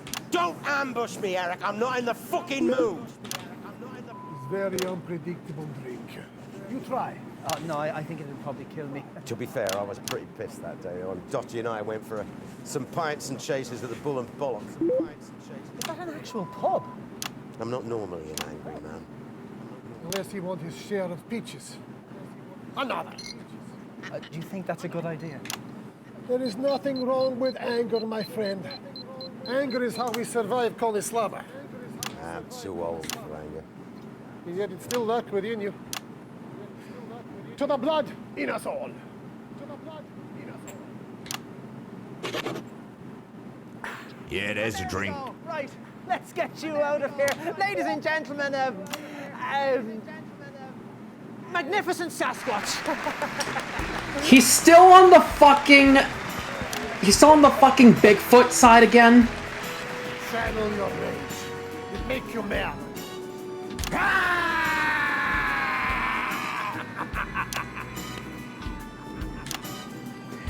Yeah, he's still on the fucking... Okay, I'm gonna pause here real quick.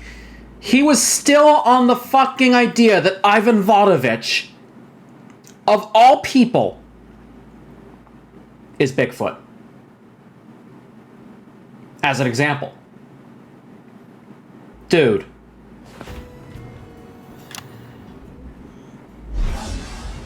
In 1941, long before Just the Job ever aired, you, like so many men of your generation, were conscripted into the army to go to the continent to fight. And it was on those very battlefields that the strangest of friendships was born. Well, a good war is like a good orgy. Everybody ends up feeling dirty, as they say in the seminary. It's your friend of 40 years, the current Turkestanian ambassador to the capital. Oh, no. Oh, that's who that was. Oh, yeah, makes sense now. It's me ma'am, Eamon. Right, chap. Your mum. Late as usual. And your dad, too. Oh, Get on with it, woman. help me, Martin. Jesus, erase your wife piece of crap. You're fucking useless. You're gonna have to force it in. Well, it's not going in that hole without a dab of butter, as the shepherds say. Give it here. Oh.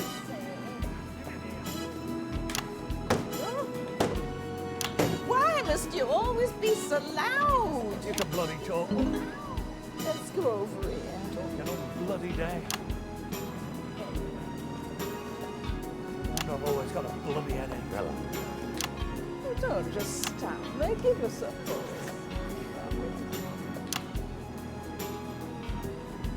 Son. Let's get on with this then, shall we? Oh, have you got somewhere you need to be? Snooker's on at 9.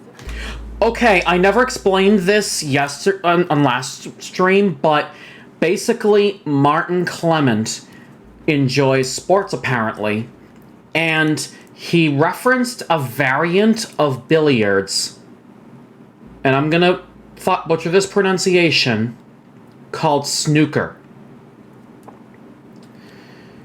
Let me try to find a, I'm gonna try to find an image to give you guys an idea of what we're talking about here.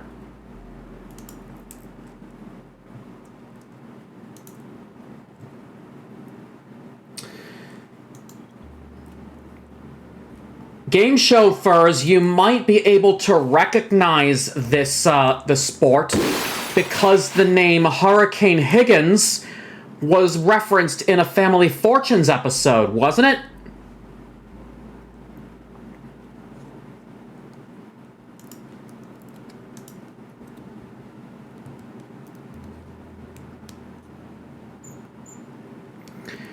But here is how the usual starting thing would be. Unlike the standard 1, 2, 3, 4 that most of us Americans would probably understand with normal billiards and 9-ball, 8-ball, etc., snooker uses unmarked balls, and even better, these balls would be marked point-wise. And each round sometimes ends early because a player has gone too many points that the other player cannot catch up, which allows for such short frames. But if one player goes perfect, if one player plays their shots correctly, the maximum number of points that they can achieve during an entire frame is 147 points. And that is from, if you recognize the rules, putting one each of the red balls into a pocket, followed by hitting a black ball into those pockets. Now, mind you, that when there's still red balls in play, any other colored ball can be retrieved from the pockets and placed back on the table. Once the red balls are gone, it's then go in order from yellow, green. You see the numbers there, right? Go in order until they're all gone, and that's technically 147. As a maximum, there is a known minimum, but I believe it's from only getting the yellow ball after the reds. That's probably a harder feat than imaginable. So there's that. Also, why am I on window capture? I don't even need to be on window capture right now. I gave you a short little example, but if you guys want to look it up, the Wikipedia article for snooker is a great start. You'll be asleep in front of it by 5 past. Must you belittle me everywhere I go, woman? What's that, son? Oh, he didn't like that. About it. No, go on. Say it for once in your Ponzi celebrity life. I said. And he's having a drink. Yourself. That's right, is it? Yeah, the way you speak to our mum. Oh, I don't. But I remind you, Nate, that different variants of the billiards, like the 9-ball, 8-ball, and in this case snooker, also carry their own individual rules by how the balls can be pocketed. And point-wise, too.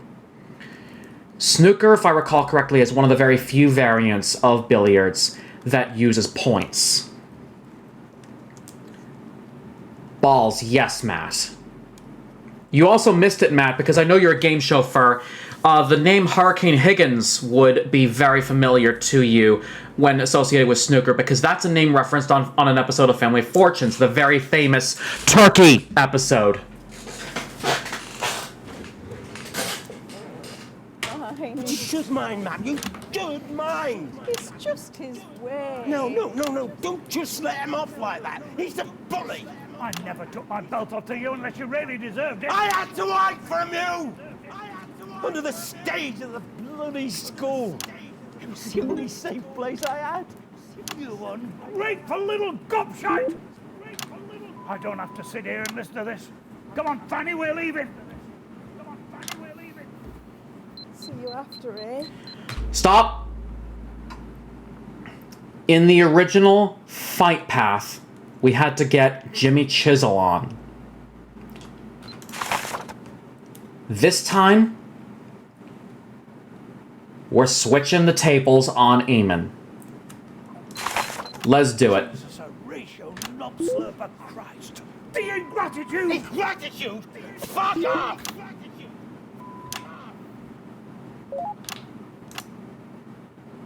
Mr. and Mrs. Clement, everybody! That's his mom, Pa! Yeah, no, don't bother me, It wasn't only just the job that got you into the nation's homes. Starting in 1977 and running for 6 years, you brought your inimitable Peter Clement style to your eponymously named late-night chat show, Petey. Let's take a look at a clip of that now.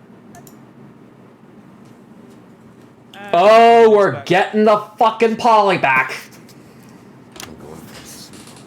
They're roaring at each other. Roaring. Yeah, I saw that. It's very tense. Don't let it get to you, Eamon. Please.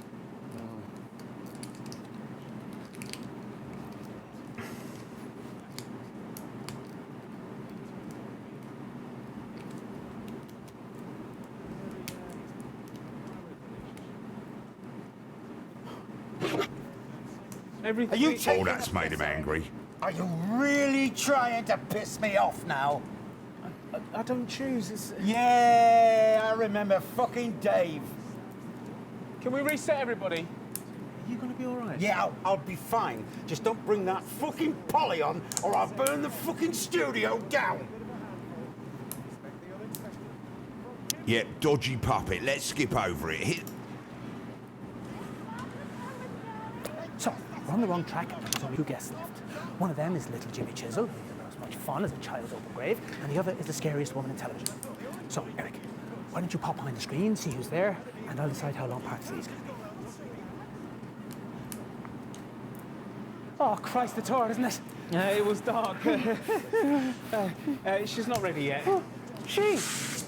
It was the. Oh Feel the breeze. Feel the breeze. Let go of the stick. Feel the breeze. Let go of the stick. Feel the breeze. Let go of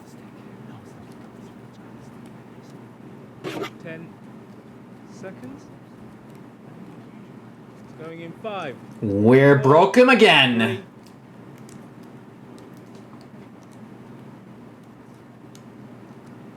Eamon, we're live. Eamon. Jesus, Horatio, true Mary Christ. What now, Eamon? Yes, right. So here we are. Yeah, we're back there now. Sorry about that. Well, unforgettable stuff. But while you took all the credit, while you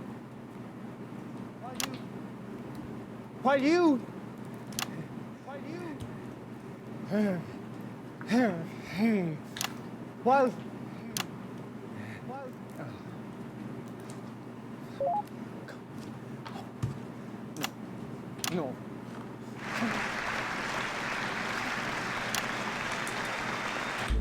All right, sip, real quick, guys. I know I'm interrupting a good moment here, but sip.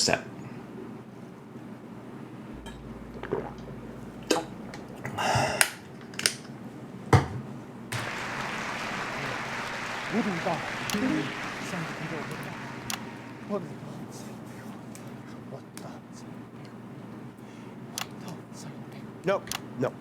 That's it. Eric, you need to get this man some help. Mr. Clement, please. No, I've had enough. I've been trying to maintain a forced smile all evening, but this show seems designed to annoy me. I mean, who chose those clips, for fuck's sake? And I am sober enough to know that no good is going to come from staying around and watching this once great entertainer have a nervous collapse. I'm sure he'd be fine in a minute. I really won't be too sure. Axel, oh, don't, Helmer, thank you so much for the head pass. It's not gonna be a fucking thing, Eric! We are done! I'm sorry, ladies and gentlemen, but this evening's episode of Bits of Your Life is coming to an end prematurely. I'm sure they'll find something to put in the gap in the schedule. I don't know, probably something like cat football or something equally pointless. Clearly, Eamon Tightly is having Bad timing ads. Or rather, the wrong ads. Don't be ridiculous, Eamon. Ladies and gentlemen, in a few weeks, I will be asking for your vote. I'll be asking you to decide whether I'm the type of man who will have your back in a crisis. Well, one thing I did learn in Konoslava is not to leave any man behind. And tonight, the man who has fallen is Eamon Tightly. I've been getting angry all night when I should have shown concern. This show should never have happened. Eamon evidently needs help, not to be given a handful of pills and forced back onto the treadmill. Because this horrible, horrible, horrible fucking industry, entertainment, will take everything that you have, and nothing will satisfy its appetite. But it's not just entertainment, is it, ladies and gentlemen? It's everything. It's the continual grafting and getting poorer. Oh my God. It's the working 2 jobs and not being able to feed your children because we're all on the fucking treadmill, except for those privileged and entitled bastards who own it. Well, ladies and gentlemen, if you vote for me in 7 weeks' time, I will guarantee you this. Advance will smash that fucking treadmill and give you your dignity back. Roll in titles.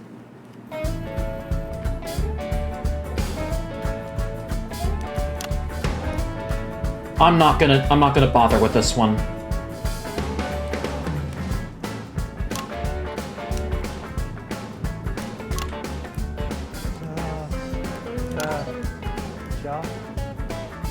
Can't we find him somewhere to lie down?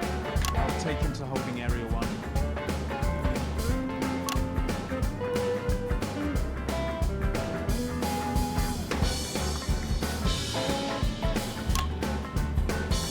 Well then,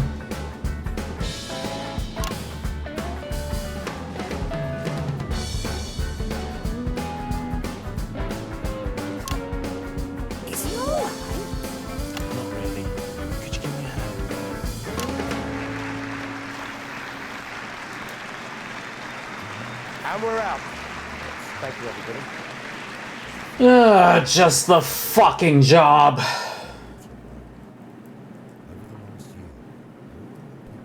I'm getting hot. I'm getting hot. Am I swear to fuck. I feel like... I don't know what's in me. Okay? Alrighty, alrighty. He's such a sweetie. I'll talk about it in a bit, but one more ending, guys! Anyways. Let's get on with it, shall we?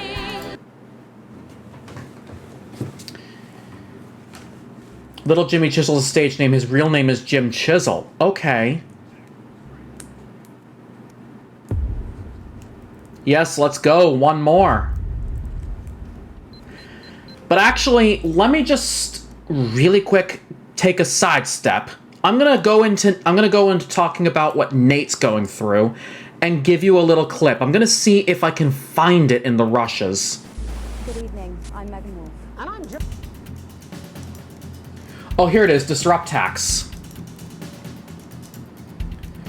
So, Nate, we're talking about the moment Peter Clement died, and how Peter instead was assassinated. This little clip right here, that was in my playthrough of Not for Broadcast, describes this very notion from Disrupt themselves. The man behind the man behind it all, or at least the woman who did it all, just to make sure she stays in power, I will leave that notion to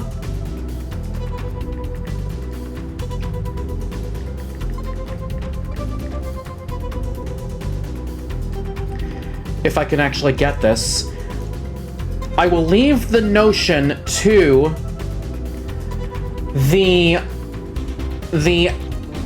character played by unknown British actor Jonathan Hawkins. Ladies and gentlemen, hear it from himself, Mr. Alan James. I want to talk about Peter Clement. I didn't like him much. I thought his Man of the People act was just that, an act. But in the 6 years since he's been gone, I started to wonder if he was the only thing keeping the brakes on the team. And I'm wondering if Julia Salisbury realises that when she reflects on his passing. Or worse, that she knew all along. Because then, of course, it's not reflection, it's motive.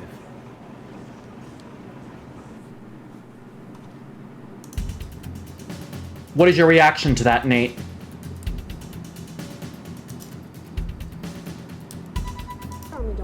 Our main headlines tonight. Starting! Starting!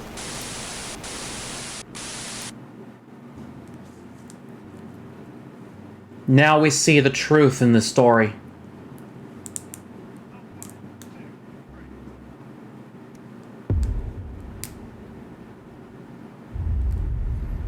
But now things start to get serious. We're gonna go back onto the fight path again, guys. We're gonna take the fight path again. But unlike the last one, I'm gonna stop here for a sec. Unlike the last one, when we broke at guest 5, I'm gonna get a completely different guest for guest 4. You'll see in a moment.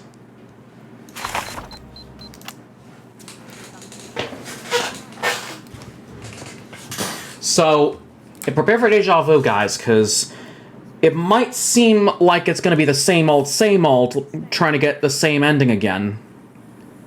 But you'll know when I have to break.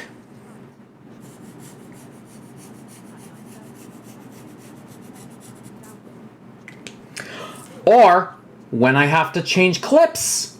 You shall see. Oh, Nate, it's always been deja vu from the start. Certainly has been. But this ending is the most insane that I've seen from my times looking through these clips. You'll see why when we get to it.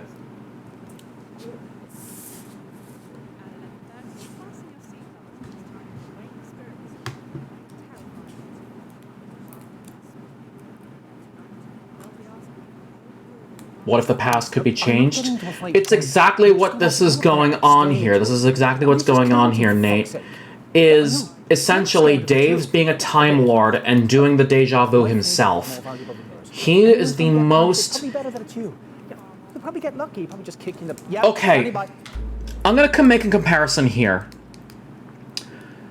But for anybody here that has played Undertale and knows of the character Sans,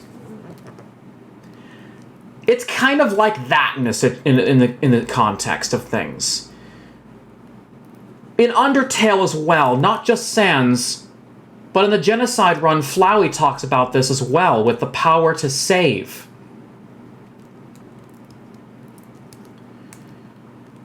Because if we remember from the true Pacifist run, Flowey was Azrael. When Azrael died, he became a flower. Every time he tried to kill himself. But he had determination from Kara. And that was the power to save. Until it stopped because another determined human had fallen.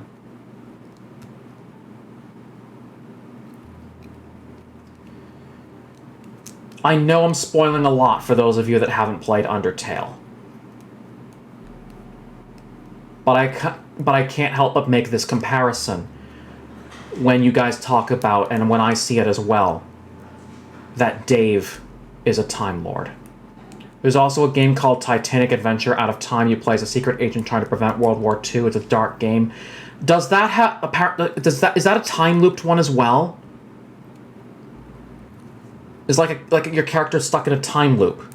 Because that's a common theme across some video games. For example, Annapurna Interactive's 12 Minutes is one of those examples.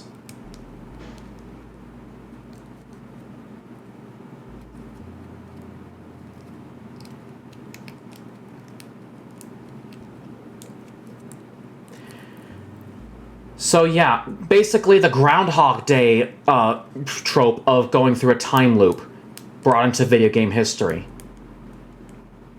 Anyways, enough chit-chat. I've got a broadcast to do. Good evening. I'm Eamon Titley. Behind me is a true TV legend. And I need to rest my voice because I've talked too much. Everyone's handiest man, Peter Clement. Now, Peter thinks he's here tonight to record a special reunion edition of Just the Job, but as always, viewers, you know better. 10 seconds. Hydrate, you bastard! Hydrate! Axel, thanks so much for hydration, Sip Sip.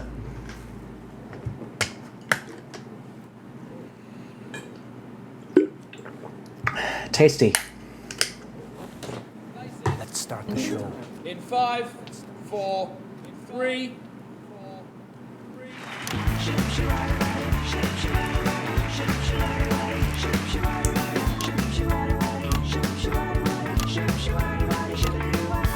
When you're feeling restless and you just can't stay the course, I got just the job.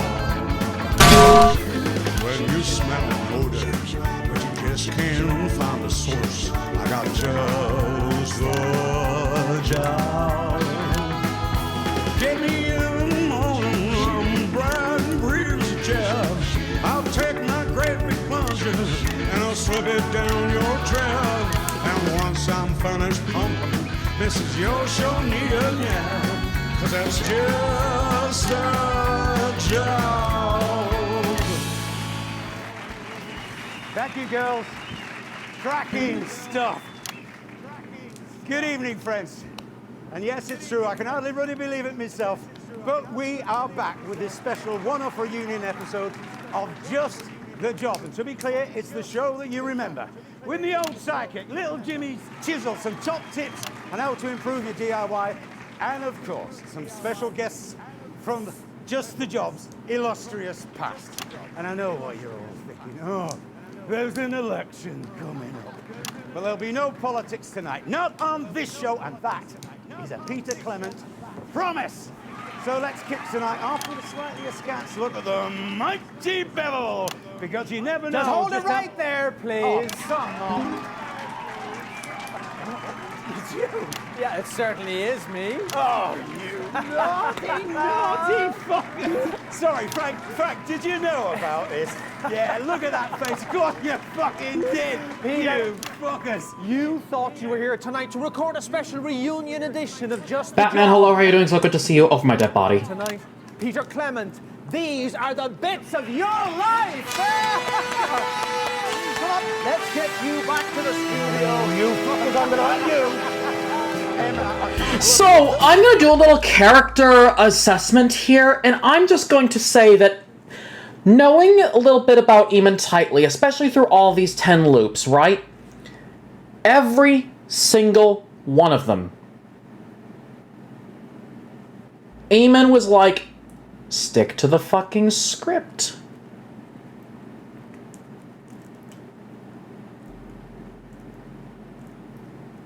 Stick to the script, stick to the script. So, you're basically seeing this right from me, right? And am I right in saying that there's a fine line between staying with the show and knowing when you fucked up? Or rather, sticking to the script and just being know everything and know, oh hey, we do this every single time, or it's unscripted and the guy knows what he's doing. This is basically the difference between Eamon Tightly and Peter Clement here, because Eamon Tightly, show businessman, wants to stick to the script, had a dream of going into theater. Peter Clement, on the other hand, actually started in proper showbiz, knew what he was on about, got experience from somebody who knows when something's fucked up. He worked with what would end up later being the greatest disappointments in this country's history, Graham Bannon. And we were introduced to him in the late stages, or at least we were introduced to him during the telethon, but his identity did not show until late in the telethon, which is when he decided to take control for himself, and that was when his show business started. In here, it's basically telling us his showbiz started, and he started just the job sometime after. This is exactly what we're talking about in this moment. You get what I'm saying? Comparing to Mr. Script versus Mr. Oh, go ham. Mr. Script versus Mr. Ad Lib. And we'll be seeing that in Audience Anarchy, because there's a hint at the backstage that tells you, add your own flavor, you can go ad lib, you don't even need to read the script. They're all back this way, Peter. Mind step. You know. I can't believe it. Well, listen, What happened in your dream about me? I told you I had a dream about you. That's not important. What happened in the dream? It was this show going wrong over and over again. Over my dead body, I will fucking bite you. Oh, poor Eamon. And in every dream, it was your fault. That's weird. Probably an omen. Oh, there's Eamon. Gotta go. Don't fuck up the show, Dreambreaker. Dave Dreambreaker. I like that. On a t-shirt.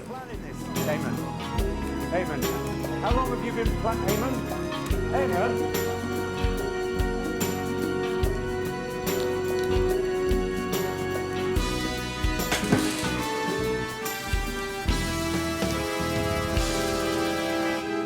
Peter Gordon Clement, you were born October 10th, 1923, in the northern town of Rotherham to Fanny and Martin Clement. I know, right? Fucking tearaway they made of you. That's right, they got up at the crack of dawn to make the journey down to the capital by coach. No, I didn't. It's your infamous old man.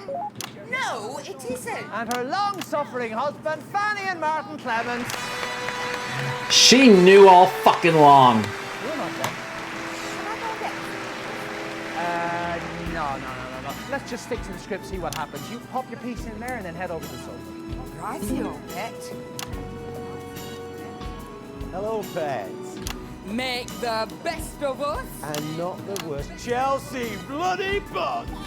Peter bloody Clement! Okay, lovely, lovely. Let's all take a seat now. That's great. So, lovely to have you both here. Let me ask you, what was life like for Peter growing up in the Clement house?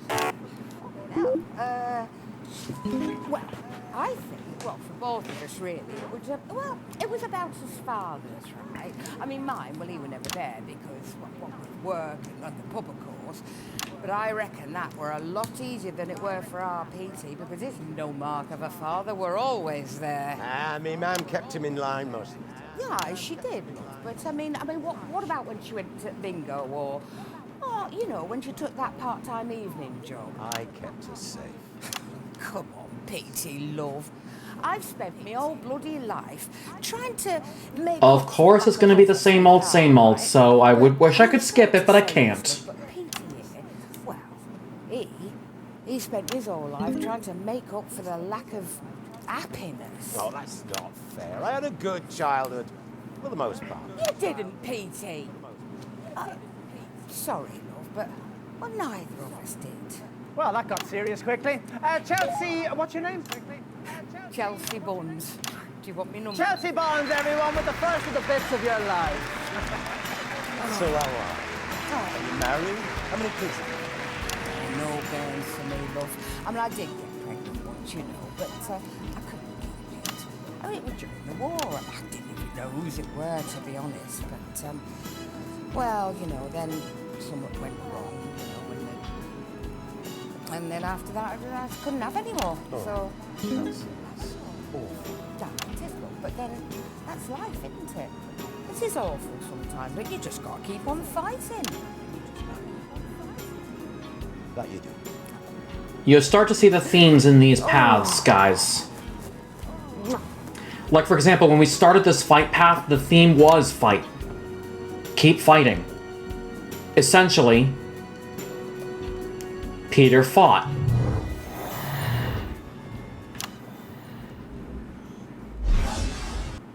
In 1938, you were a 15-year-old at Rothering Elementary, but already you had quite the reputation as a ladies' man.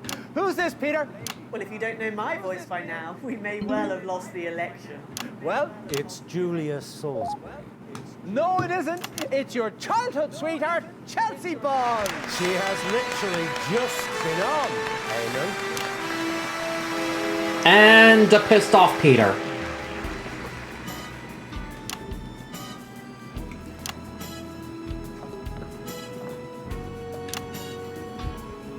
I think they called me early. Something's gone wrong with the scheduling. Some prick called Dave, apparently. Hydrate, you bastard! Hydrate! Batman, thank you so much for the hydration. Sip, sip.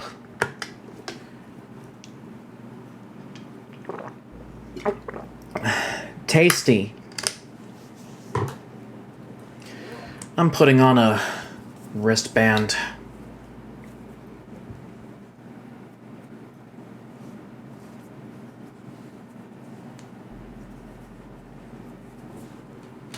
Always getting proper pissed off. Ow! Julia. Yeah, it says Chelsea in the script. Would you like to call me Chelsea? Actually, yeah, that'd be really helpful. Right. Excellent. So, Chelsea, let me ask you this. What do you think we could see in Peter way back then that could have predicted his path to household name and now aspiring Prime Minister? Well, I mean, obviously I wasn't there, of course. You're one of his childhood sweethearts, according to the script. Seems unlikely, given our ages. Can you talk about it anyway? Oh? Well, I would imagine that that Peter was quite charming in his heyday and probably left behind a trail of broken hearts. Just a couple. And I regret it. Oh my god. Excuse me. I don't know. come on now. Something in this room is something in this room is setting off my fucking sinuses, and I don't know what it is. It's fucking hot in here. Oh my... I need a... Do you ever get that feeling? Okay, Floridians, if you're anywhere in this chat, any Floridians in chat, do you ever get that feeling? Okay, I don't know what it is in this room, or if the AC's broken, or if my filter's gone fucking wrong. But do you guys ever get that feeling that you want another fan in this room? Any Floridians? I'm currently in Florida.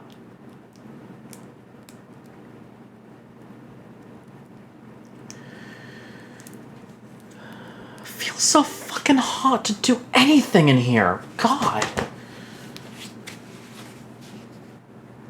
Ugh. I'm sure certain parts of Texas will feel the same way, Zachram. Certain parts of Texas. If your AC ever gets broken, do you ever get that feeling where it's just... Come on, man. The fucking heat. It's year-round down in my part of Florida, I feel like. I'm not in Miami. I'm like 2 hours away from Orlando, 1 hour from West Palm Beach. Jesus.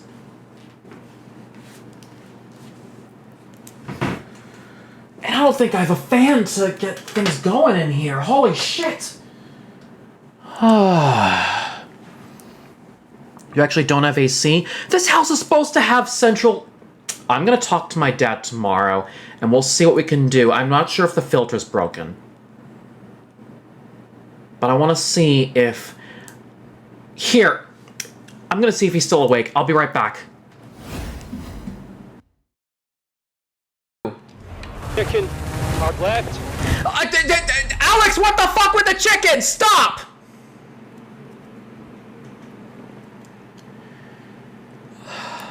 I swear to fuck, Alex!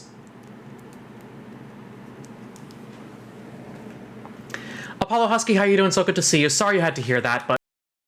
In 400 yards, turn right. Ooh!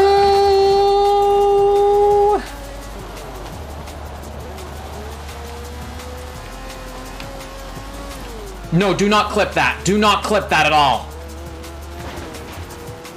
Going on in... You guys are heckin' amazing beans, and I cannot wait to probably never fart again. You guys ready for some terrible British? Oh, I want to hear this. Well, I can do it, sir. I'm a femboy, and I'm cute. My fucking god. So But what? to be fair, sir, you are bloody cute. So what? I'm also a femboy. I am not! Mom!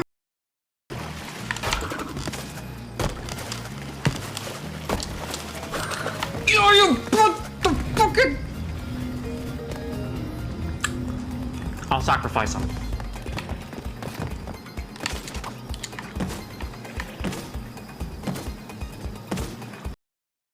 Actually, hold the face. Hold the face. Say it again. Thomas has never seen such bullshit before. Chat, can someone please clip that? I swear.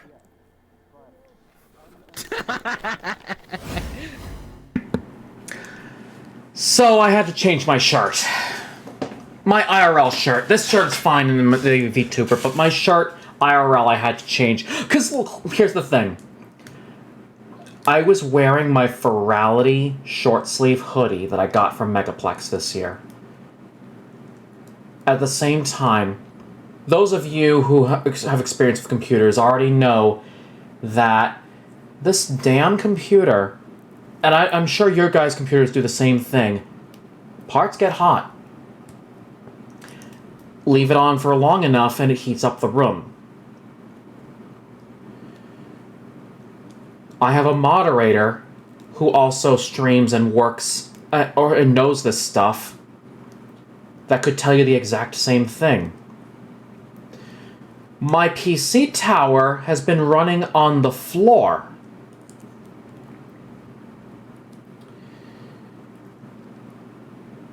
I could quite literally put my PC tower on a desk, but my desk has no room. There's so much airflow, it's a heater. Exactly, Hummer. The PC is a heater. It's negating the effects of my fan, of the central heat and the central air inside this house.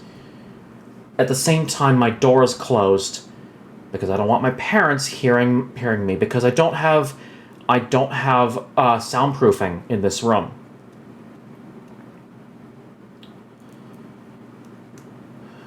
So that's why it's hot in here.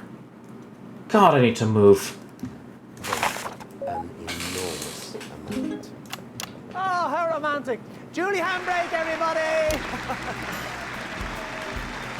See us hit to the finale. They want us to sing, apparently. Can you see? Guess we'll find out.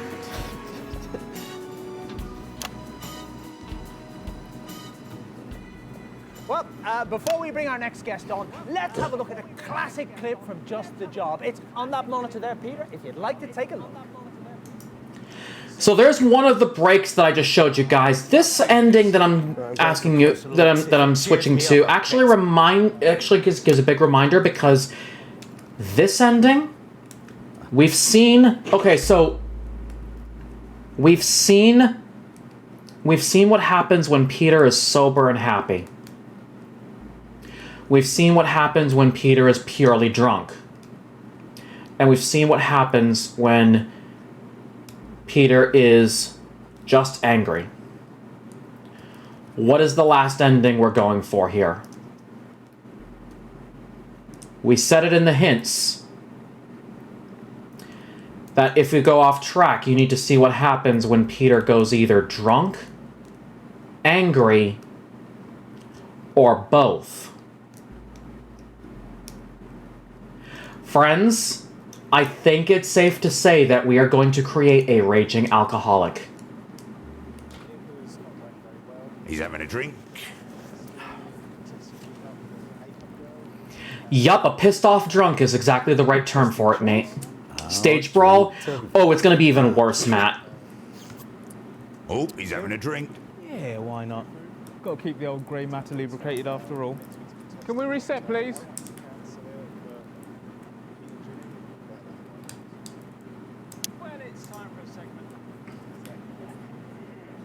According to the script, it's little Jimmy Chisel next, Eric. Is it little Jimmy Chisel? I keep telling you, Eamon, I'm not in charge of that. For God's sake, how hard can it be? I mean, they're all out there. The guests are in the holding area. In the right order. In the right bloody order. 1, 2, 3, 4, 5, 6. You count them in. I know, Eamon. 1, 2, 3, 4, 5, 6, Eric. Not 2, 6, 4, 1, 3, 5, or whatever random gobbledygook happens to spill out of your head. 10 seconds, everybody. Little Jimmy Chisel. Even Eamon is pissed here. You can easily see it. Okay, we're going in 5, 4, 3. What fantastic memories there from one of the nation's most beloved TV shows. Now, Just the Job had 2 successful runs, of course, from 58 to 64, and again from 1972 to 1976. And across many, many of those shows, there was always one man by your side. I have an enormous tool up me. Ah, Christ! Oh no, it's Peter Clement. Not so enormous. That's right, a man who needs no introduction, but we're giving him one anyway. It's not your sidekick of almost 13 years, little Jimmy Chisel. It's... Christ, it's some sort of bloody Yeti. That Yeti you just stated is Mr. Ivan Vodovich. No. Not there, thank you. So, you're certainly in a position to give us a unique insight into this bit. This Irkistanian special reserve vodka. It light fire in you.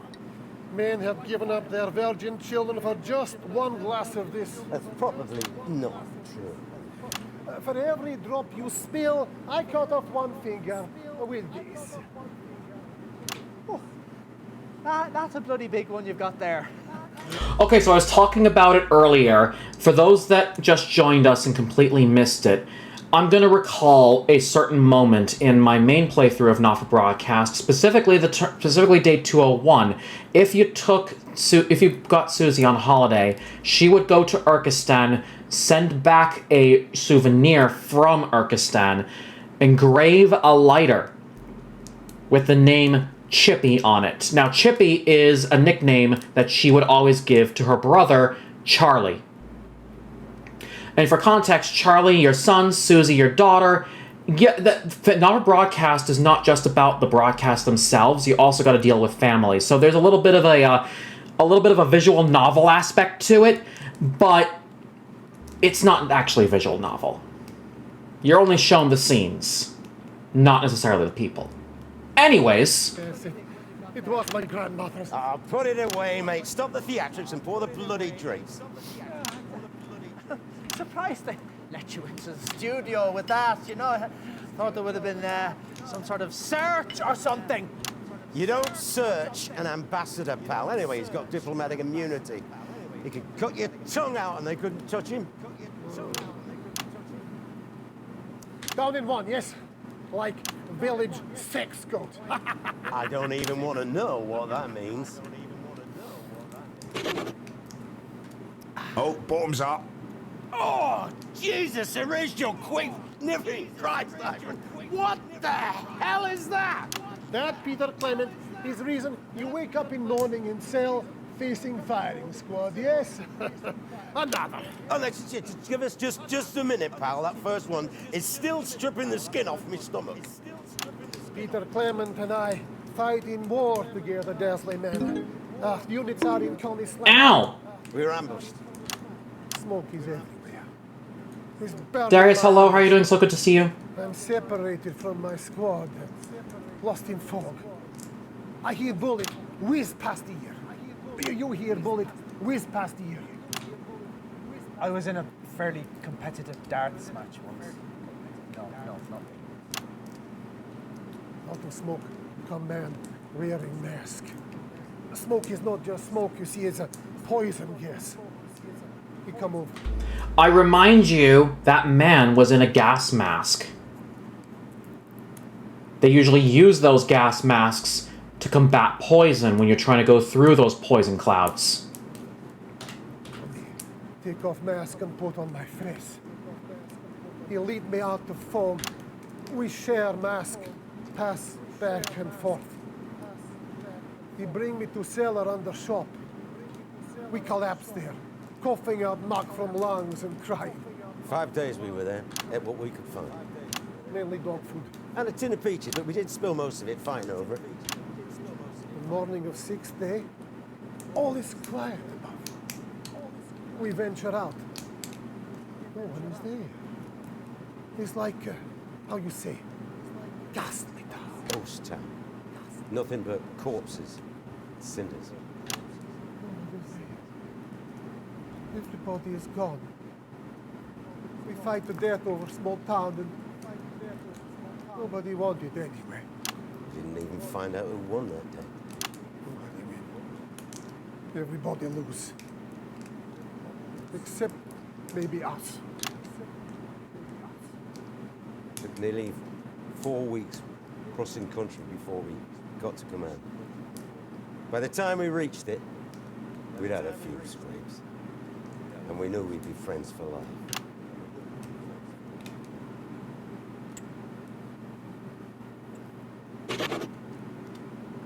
Oh, drink again. So, what are the differences, would you say, between the on-screen and off-screen versions of Peter Clement? Simple. On screen, Peter Clement never had to kill anyone. Yes, and actually we've got some archive footage here which shows exactly what you were talking about. Oh, dear God, I hope we don't. Let's go to that now, shall we? Well, when it's a fiddly task. Okay. Just the job. Let's turn to my trusty 7-inch. Another moment in which Petey got pissed. tools. I'm not kidding, Frank. Someone's been messing with my tools. He should be here, she should be there, and this fella's all bonky.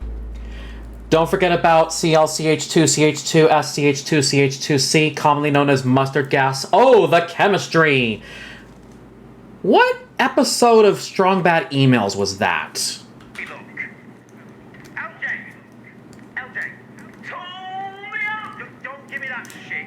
Have you been using my tools? Touch your tools, boss? Everyone knows they're the love of your life. I'm not doing a bit. LJ, huh? Someone's been in here and mucked everything up. Oh, Teen Girl Squad and episode. Okay, that explains a lot. I need to get back to SBCG4AP sometime soon. I did have to. I think I might have to delete those videos. They're not me anymore. No one's been at your tools. Remember half an hour ago when you came back from lunch, staggering around here trying to find somewhere to piss? You knocked them off. You did it. So I picked them up like I always do, put them back in, so you wouldn't have to. Because the only one messing with your tools is you. Okay?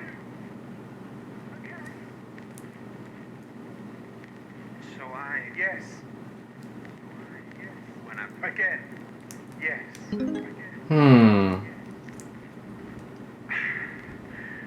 Well, this is bloody awkward.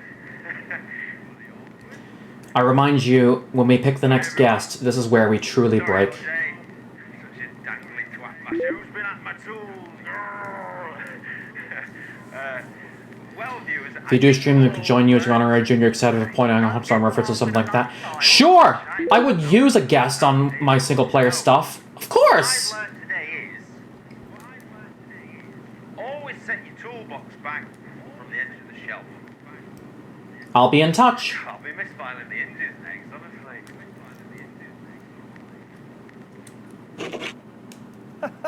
Oh, he's proper angry now. Where did you show that, Eric? What? 7 years of footage, and you show a clip that makes me look like a complete prick. It's a very human moment. Don't ambush me, Eric. I'm not in the fucking mood. Very unpredictable drink. You try. Oh, no, I think it'd probably kill me. To be fair, I was pretty pissed that day. When Dottie and I went for some pints and chases at the Bull and Bollocks. Is that an actual pub? I'm not normally an angry man. Unless he wants his share of peaches. Another. Do you think that's a good idea? There is nothing wrong with anger, my friend. Anger is how we survive Koleslava.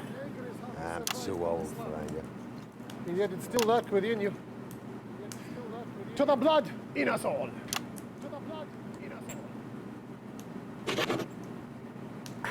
Yep, that's it. I think we can safely say we've got him drunk. Ladies and gentlemen,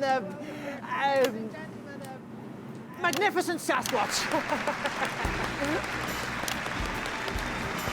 Of course. Channel your rage. It makes you mad.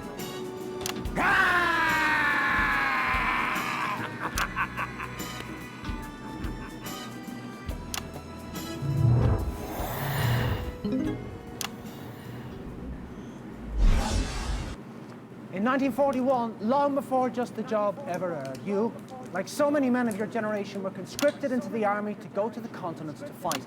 And it was on those very battlefields that the strangest of friendships was born. 10 words, fuck's sake. Tool me up. We all know that voice. It's little Jimmy Chisel, everybody!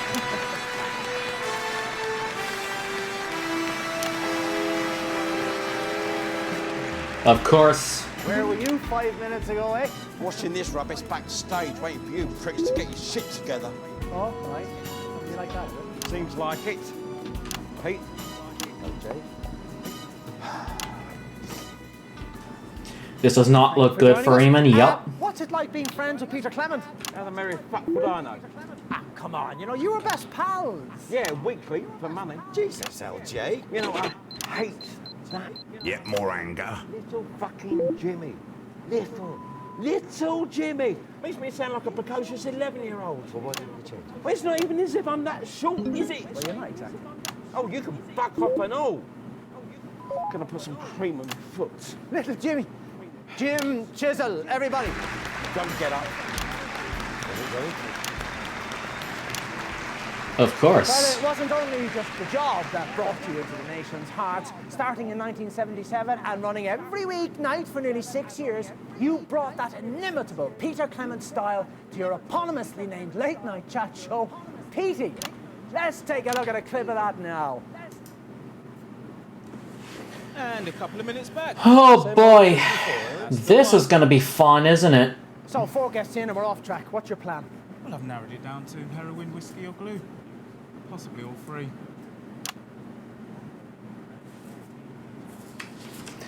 And at this rate, I think it's safe we say a perfect end Are you taking there's the anger. to a perfect really trying to show. piss me off now? I don't choose this. Yeah, I remember fucking Dave. Can we reset everybody? Safe to say the mighty oak has fallen. Oh, it's gonna fall harder, Nate. It's gonna fall fucking harder. Studio down.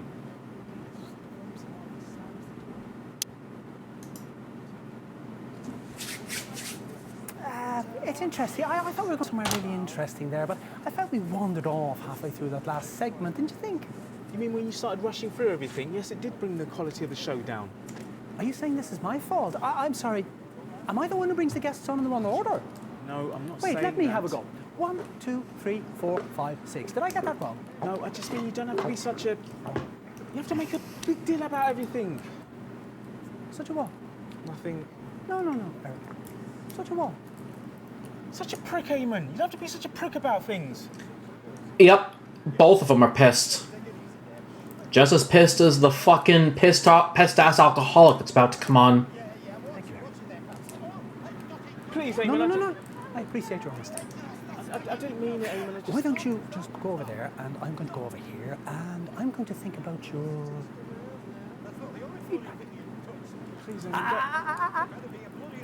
You go over there.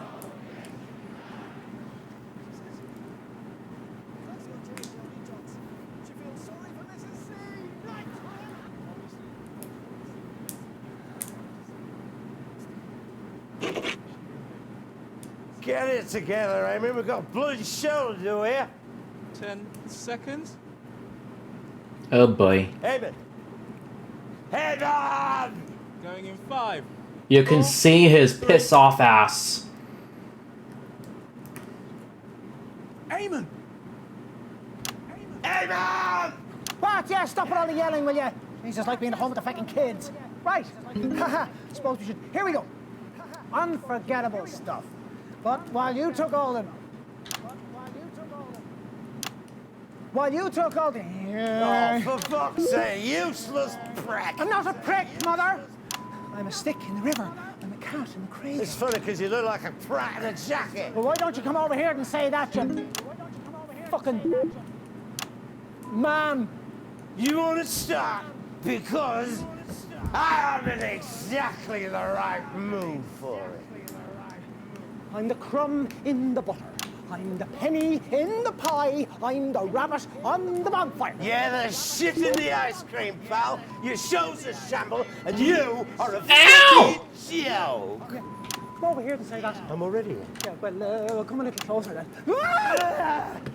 Mr. Clement, please calm down. He started it. Come back here, you smarmy little gas. Just leave him, please, Mr. Sorry. Here, I'm under attack here. Give me those. Electro, hello, how are you doing? So good to see you. I ran into them. Can we all just calm down, please? You tell that bastard to calm down. I'm armed. Hey, Eamon, you're hardly armed. I'm not afraid of you, mate. Yo, what? Look at your little mate to save you now, Eamon. Jesus, play the music.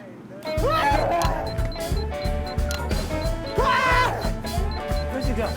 Oh, yeah. This is insane!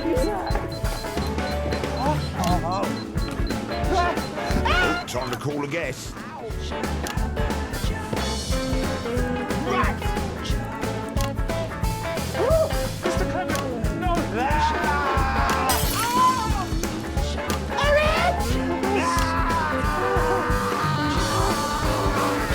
Insanity!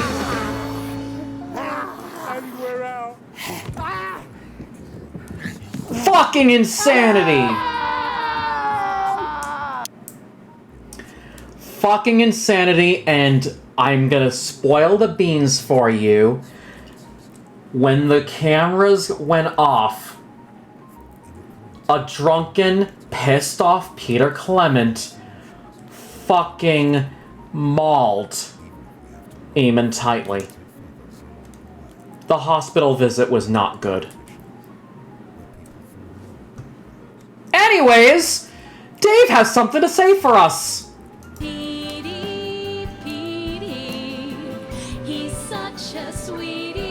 Oh my fucking god, we've done it. We've only fucking done it, mate. We've done it. We've finished the fucking game. Look at that score sheet. Look how beautiful it is. It makes me want to cry, to be honest. I'm feeling myself welling up here, mate. I don't know what to tell you. You're the best gamer I have. It's been a pleasure. It's been a joy. I'm probably going to have a lie down now. Maybe a beer.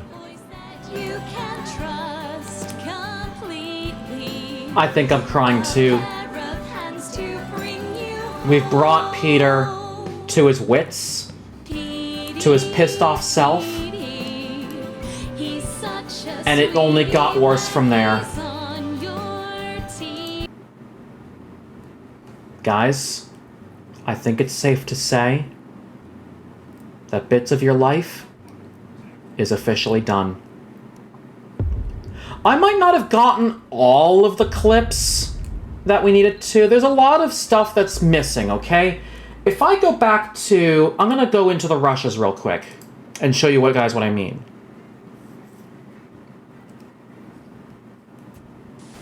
Good evening, I'm Megan Wolf. And I'm... I'm gonna go to the rushes. Day minus 49 Bits of Your Life. Act 1. Guest 1. We see that all set. Guest 2. Everything there's all set. We only have one of the off tracks in Guest 2. We've seen the post roll. So we're missing Guest 2 off track. At Act 2, we have all the main tracks. Only 2 off track Guest 3. 3 off track Guest 4. There is one segment that we're missing, and that's when Peter doesn't necessarily only hates the advert, but not necessarily really hates it. That's what we're missing. As for Act 3,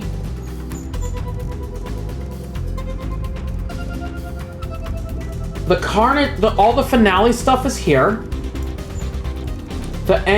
All of this stuff is here. But all of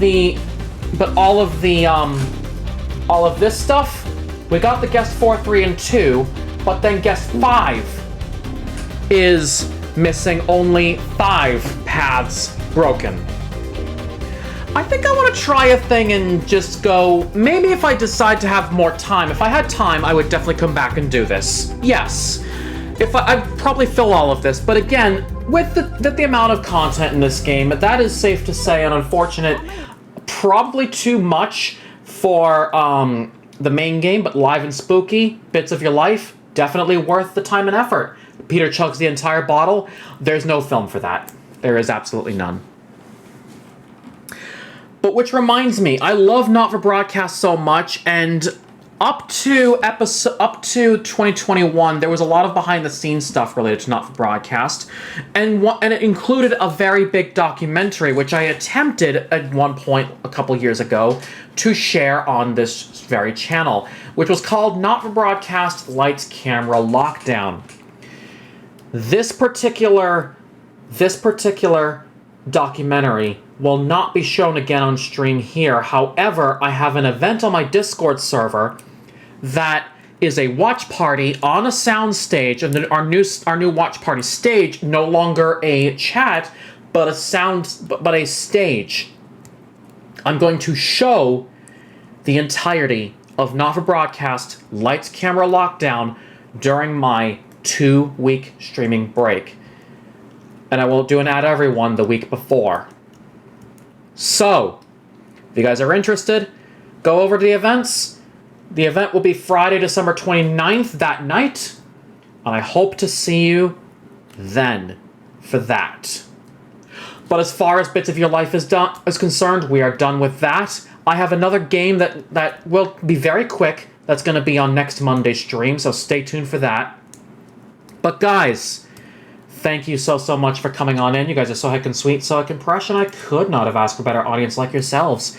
Stick around, everybody. We'll send you off on a little raid, but before we do, we've got a wall of love coming on in. Thank you so much to Zagrim, Vermintide Rebel coming on in with the raid of 1, Paul Winter the Gamer with a follow, or aka Paw, and Tech Savvy 47 with the follow. Baby. Get that off my screen. Thank you guys so much for being your awesome selves, you heckin' sweet beans. I'll be back on Thursday. We're going to continue some Power Wash like I never got to last time because heckin' Game Awards. And it's going to be heckin' fun as always. But it's time for a raid. Let's go find ourselves our target. I think I might have some good bean that we might go to. Let's not raid Inferno, not after what happened last time. With the... okay. Nate, Inferno apologized after that. She's completely fine. It's her thing. If you're not into it, I do deeply apologize. You don't have to be a part of that raid if we didn't. But we're not. I'm going to take your word for it and not raid Inferno. I don't think she's streaming tonight. No, she is. But... so, Zagrim, last time I raided Inferno Paws, she was basically doing stripper stuff in VR chat. Safe for Twitch stripper stuff.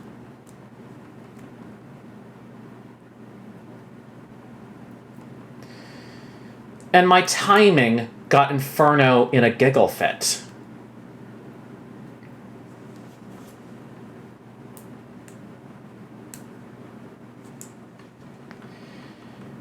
Anyways...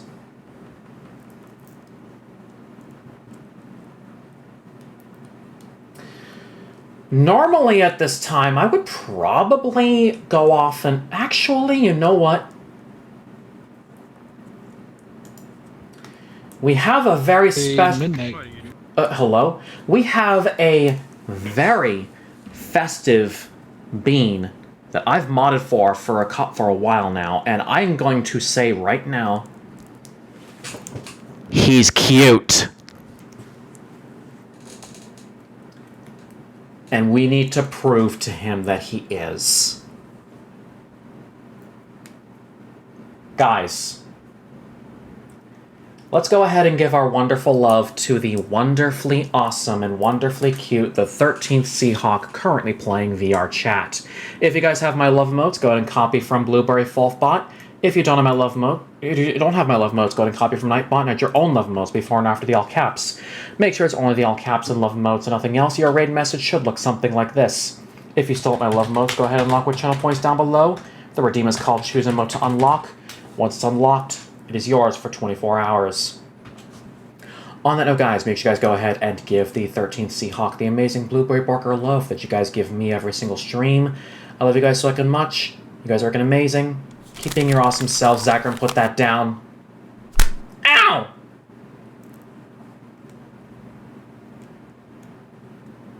And I shall see you guys Thursday for Power Wash and Chill.